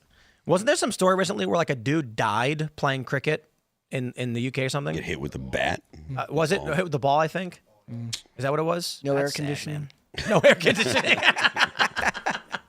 He died on the way to the hospital. Okay. Yeah, Heat what's up stroke. with what's up with the UK and no air conditioning? No, it's insane. I was just there actually, and it was so hot, and that was literally what we were. All of us who came from, it was like a friend's big kind of anniversary birthday party thing. Everyone who came from America was like, that was the question. Like, what is going on? The airport. You arrive at the airport. It's hot. Unbelievably hot. Inside the airport? Yes. Why? Crazy. Because there's no air conditioning. I suffer. I was invited to speak at an event in the UK, and they booked me a hotel, and it was like an inn. So it was a 3-story building, and my room was the 3rd story. Yeah. And it was literally, I'm not kidding, 102, maybe 100 degrees. And I went in the room, and I was like going to throw up from the heat and the humidity. And so I went to the desk, and I was like, I'm sorry, I have to go to sleep right now. It was like 7 o'clock. I was like, I'm speaking at an event. It's got to be at least 100-something degrees upstairs. And they were like, 100. And I was like, I have no idea what the equivalent is in London speak. Yeah. And I was like, it's just unbearably hot. And they're like, Yes. okay, we'll see what we can do. We'll find a fan or something for you. Yeah. And then I was like, while they're doing that, I'm going to take a lukewarm bath. The only problem is there's 2 faucets, not one. And so one's hot, scalding, boiling water pouring out, and one's ice cold. And then I'm like, how do I figure out if it's going to be the right? I'm going like this back and forth. I didn't know that. And so I just turned them both on, full blast. And then when I went over and touched it, it was. I swear it was boiling. And I was like, this country is backwards. Well, now you know why I left and moved to America. But the thing, okay, well, I was just back there. We had exactly the same experience. Not the bath thing, but like it was so, in the room we had. This is just this weekend. And my wife and I were like, what is this? And there's the tiny little fan that we found like hidden away in one of the cupboards and like just really weak and pathetic fan. My biggest pet peeve. It's just so bad. Bad. My biggest pet peeve about the UK is when you're on tour in a band, the buses don't have generators on them, so you have to plug in. So if you can't find a place to park up for the day off, and it's in the summer, there's no air conditioning on your bus. Ugh. And then you're sleeping on a bus with 10 other dudes, and all you smell is feet and breath and fart. It's hot feet and breath and fart. The air was out in the PCC studio yesterday. It was like rough. It was like an hour and 45. Yeah, over there in like an hour and 45 minutes in. Mary's like sent me a message on Slack. It's like, can we call it? Like I'm dying. What happened? Did they get it fixed? They fixed it. Our AC so we have a massive AC unit for the big space. It's hard to it was blowing hot air, and I was skating. I was like, why am I hot? And I felt it, and I'm like, oh come on, guys. Someone's got to come in and fix the AC. We're Americans here, man. Apparently, we're capitalist Americans who like cold air. That's right. Apparently, it was because we have the soundproofing in there, and it's trapping all the air, and like it's not making it in there. So it was your fault. It was our fault. So now we have to take the soundproofing down at night for the entrances. You can't just prop it up with a chair or something? Well, no, because they're hanging. So we have to take them down off the wall. The ones that are, because they're at the They just block clip the wall. on? Yeah, they just clip on. Oh, okay. That's not so bad. All right. Let's see. RL Max says Gen Z can't afford a house. They were fed chemicals as kids. They most likely have chronic illness and come from a divorced home. Accountability is key, but Epstein isn't solving those issues. And I do agree with that. Just the Trump camp needs to articulate that better. Seriously, if they came out and if Bongino came out on day one getting in, walked outside, stood at a podium and said, I know everybody wanted Epstein files. We don't got them. I don't have a good answer for you. I'm sorry. But let's not get bogged down and try and focus on how we can improve the lives of the American people, Gen Z, fix this country, secure our borders. If they actually leveled with people and it felt authentic, I think they'd be way more forgiving. Yeah, one of the things they're talking about is trust in government. So it's kind of an indicator of trust in government. And if there is no trust there, yeah, it doesn't exactly matter. right. Exactly. You were told you work hard, you do all these things, you're going to get a good life. Oh no, it's all I got an idea. not there. I have a PR strategy campaign that is better than what they've done so far. So what they do is Dan Bongino calls a press conference and he says, they didn't want me to release this, but I have the Epstein files and I'm gonna release them. And then he stands at a podium and he's got all the press there and he's like, I would never let you guys down. And I talked with the president and the files are right. As it lifts him up, a guy in a burglar outfit runs up and a cape and grabs it and then runs. Dan chases after him. And then while they're running, the Epstein burglar sets it on fire and throws it on the ground and jumps on it. And Dan goes, no, it's over. There's no copies. It was a hard copy. We didn't want it to get hacked. No, it's over. Well, there you go, folks. Sorry, nothing to see here. It just says in big red letters, confidential on the front. Just like in the cartoons. Yeah, and that campaign would have been better because at least it would have been entertaining. They'd be like, well, okay, you're lying to us, but it was funny. He's got like the spirit gum mask, like the Hamburglar. The Epstein burglar. Like, I do think Did you see the memes from National Treasure of Nicolas Cage saying I am going to steal the Epstein files? I mean, if they made that movie, they're making a National Treasure 3. That's so. okay. We have a long time we've been waiting for that. This is why we need AI video generation upgraded ASAP.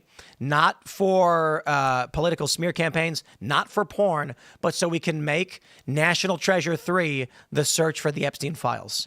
And it's like he's underneath the DOJ and it's a cave with like spikes swinging back and forth and poison darts flying at him. And he has to travel back to Little St. James for like a flash drive that's in the bowels of the basement.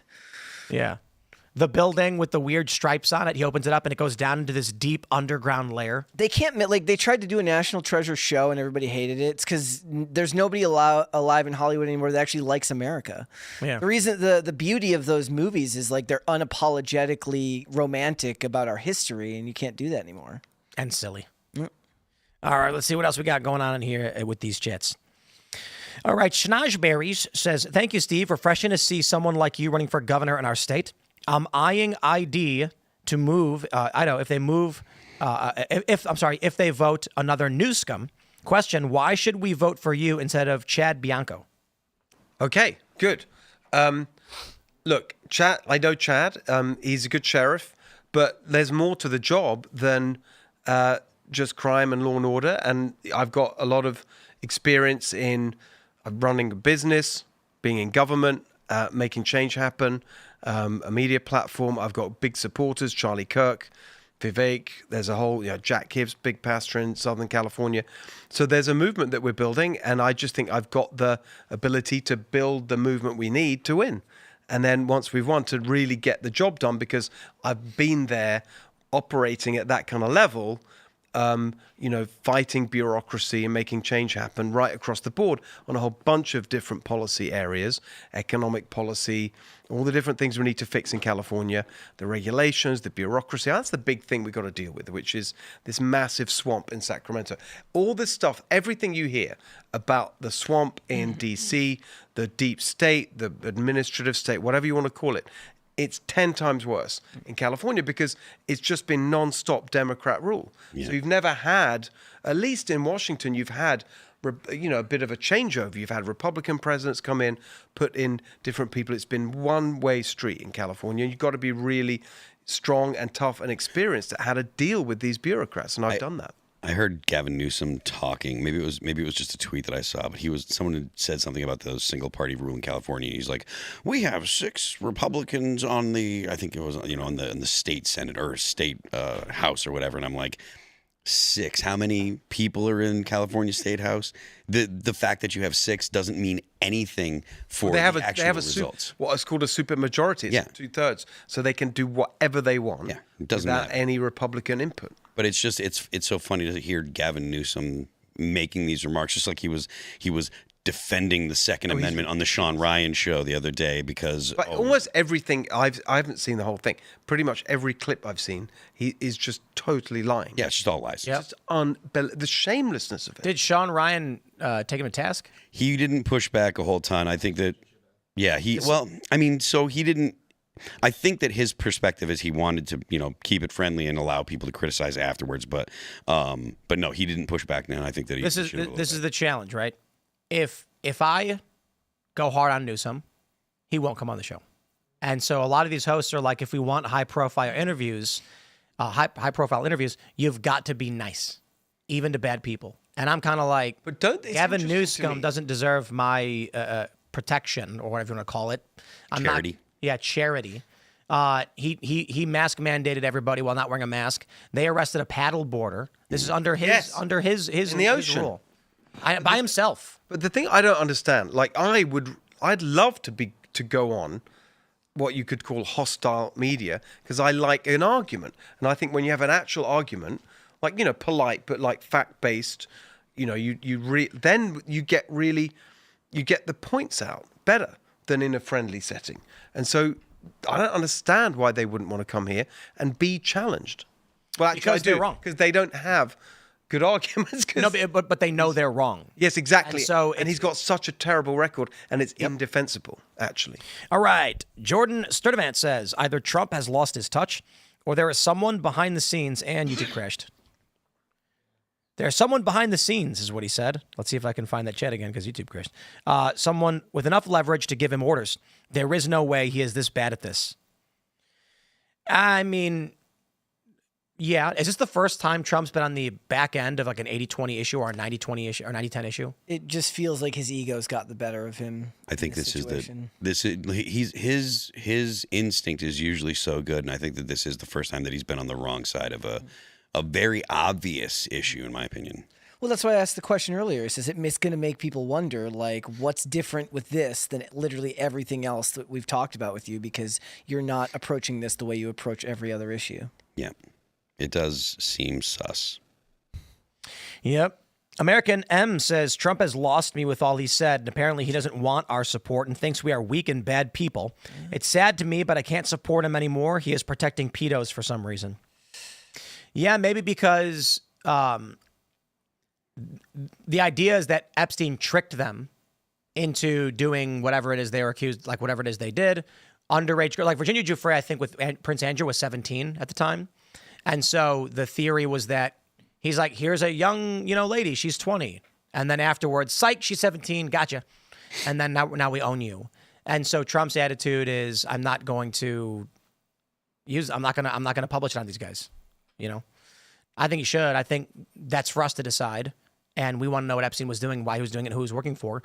But there's a lot. Who knows? Maybe Trump is like the collateral damage to the economy and the U.S. trade and foreign affairs isn't worth it. I just literally, and all you can do is speculate.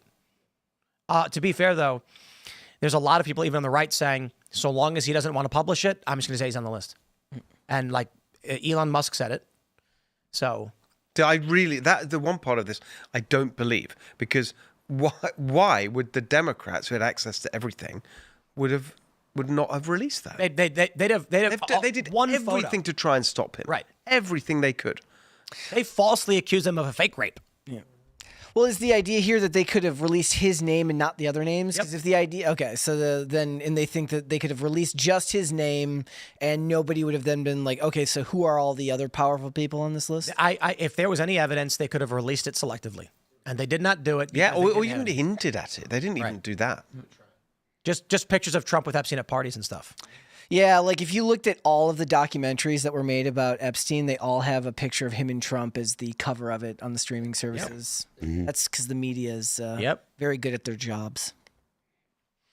Let's see. What is this? Ajig 8453. Is that what? I can't read what your name says. Tim Pool is on the Lauren Southern list. You guys, it's a joke about Epstein, but the story that broke, you saw this going viral. Lauren Southern accused Andrew Tate of sexually assaulting her. Mm-hmm. And instantly, like, everybody in the space came out and they were like, yeah, that never happened. Yeah, like Tommy Robinson came out and said that didn't happen. Or he said that, like, after that night in the morning, he was in the hotel room next to hers and she was kissing Andrew Tate as if everything was good. And he was like, what are you talking about? I mean, I don't know Lauren all that well, but it does seem suspect considering all of the people that are saying, no, that's not what happened. She published a book and then released a free chapter claiming Andrew Tate raped her. Yeah. And the media is running it like crazy. Yeah. Yeah. All right. Henry Davis says, hey guys, I hate to beg, but my dog needs surgery for a tumor. I've already gotten a $6,000 loan, but that's only able to cover roughly half of what we need. Our Give Send Go link is /GHUPM. Prayers are welcome too. I know times are tough. What was it again? It's Give Send Go / and it's all caps GHUPM. Save a dog. That sucks. I'm sorry, man. Our cat is currently in the middle of just diagnosed with cancer, so I'm with you big time, man. I'm sorry for your dog. Brutal, man. What do we got going on over here? Jeremy Rainman says, it doesn't matter who wins the midterms if Trump won't lead with an honesty that holds government accountable for sex trafficking American underage girls as a form of intel source and method. At that point, the U.S. government can be declared a criminal organization. There's a lot of things the U.S. government has done that could, But anyway. Yeah. Let's see. Sterling Wilson says, if people in the MAGA base take Trump personally without being named, they have mental issues. I'm only one person in the MAGA movement and wasn't offended by his truth posts at all. He wasn't talking to me or a majority of us. I don't know. He just said, if you believe the Epstein hoax, then you're a past supporter and, I mean, that's an interesting perspective, though. If that's widely shared, then who's Trump talking to? Yeah, I mean, I don't know, but it was a bad way to approach this situation. It feels like the first time Trump actually tried to play the, like, I own you kind of card. So there are a lot of people on the left, they say Trump, it's a cult or whatever. And Trump's always been very magnanimous and respectful to the personalities that, build this coalition. This seems like the first time he was basically saying, don't defy me. Mm-hmm. And, with Charlie Kirk's sentiment on the matter, it looked like they were giving out messages to their top, surrogates. We want to drop this and move on. And said, okay. But the reality is the people who voted in Trump are not a cult. Shows like this exist. Yeah. Benny Johnson was going hard as well. And he's a big Trump guy. Exactly. Yeah, I'm very impressed. Shout out to Benny Johnson. And we, of course, are not going to just immediately be like, okay, Epstein doesn't matter anymore. Goodbye. So, that exists. Like that's the most annoying thing for anybody who's been accused of that because they tacitly might have supported him because there are some issues that you agree with him on, is to be told that you're a cultist when everybody knows that what you want more than anything is well-functioning government, and if that means criticizing him, that's exactly what you should be doing. There's a lot of people that if you don't say the words that they're thinking, that they automatically just say, oh well, you're supporting him, you're supporting you're helping to hide child rapists, blah, blah, blah, blah, blah. Even if you're like, no, there should be an investigation or he should release the stuff. But if you're not sufficiently vocal and outraged, then they just accuse you of. Also, I think that, certainly for Charlie, it's pretty evident to me that, everything he's saying about it comes from a position of wanting Trump to be successful. Yeah. And thinking that this is hurting him. So, I mean, he's trying to be helpful, I think. Acknowledging that it's hurting him because it is, Yep. Garant says Trump is channeling Kelly Sue Deconic, is that how you say it? Yeah. Don't like my politics, dump on my books, and then no one buys Marvel Comics and she's unemployed. Trump, you're all big dummies. I don't want your support. Challenge accepted. Enjoy Nixon impeachment in 2027. I don't think she is unemployed, though. She always got work. That was the problem. The idea was that Marvel would artificially prop up people who had beliefs that went counter to, they would say that stuff and then be shocked when nobody bought their stuff. Only the Trutha says, I know Rhino Chad Bianco has a history of gun grabbing, anti-Trump, and physically getting on his knees for BLM while on camera. Steve, will you lower the income tax, property tax, the $1.65 fuel tax, and repeal every anti-2A law in the books? Let's do it. What was the last thing? I was getting so excited to answer Repeal yes. the anti-2A laws. Yeah, I'll do whatever I can on all of that. And so on my tax plan is your first $100,000 free of state income tax. Ooh. Working class tax cut. Working class people even hurt the most by this insanity. On the gas prices, my plan is $3 gas. That may sound actually high for the rest of the country.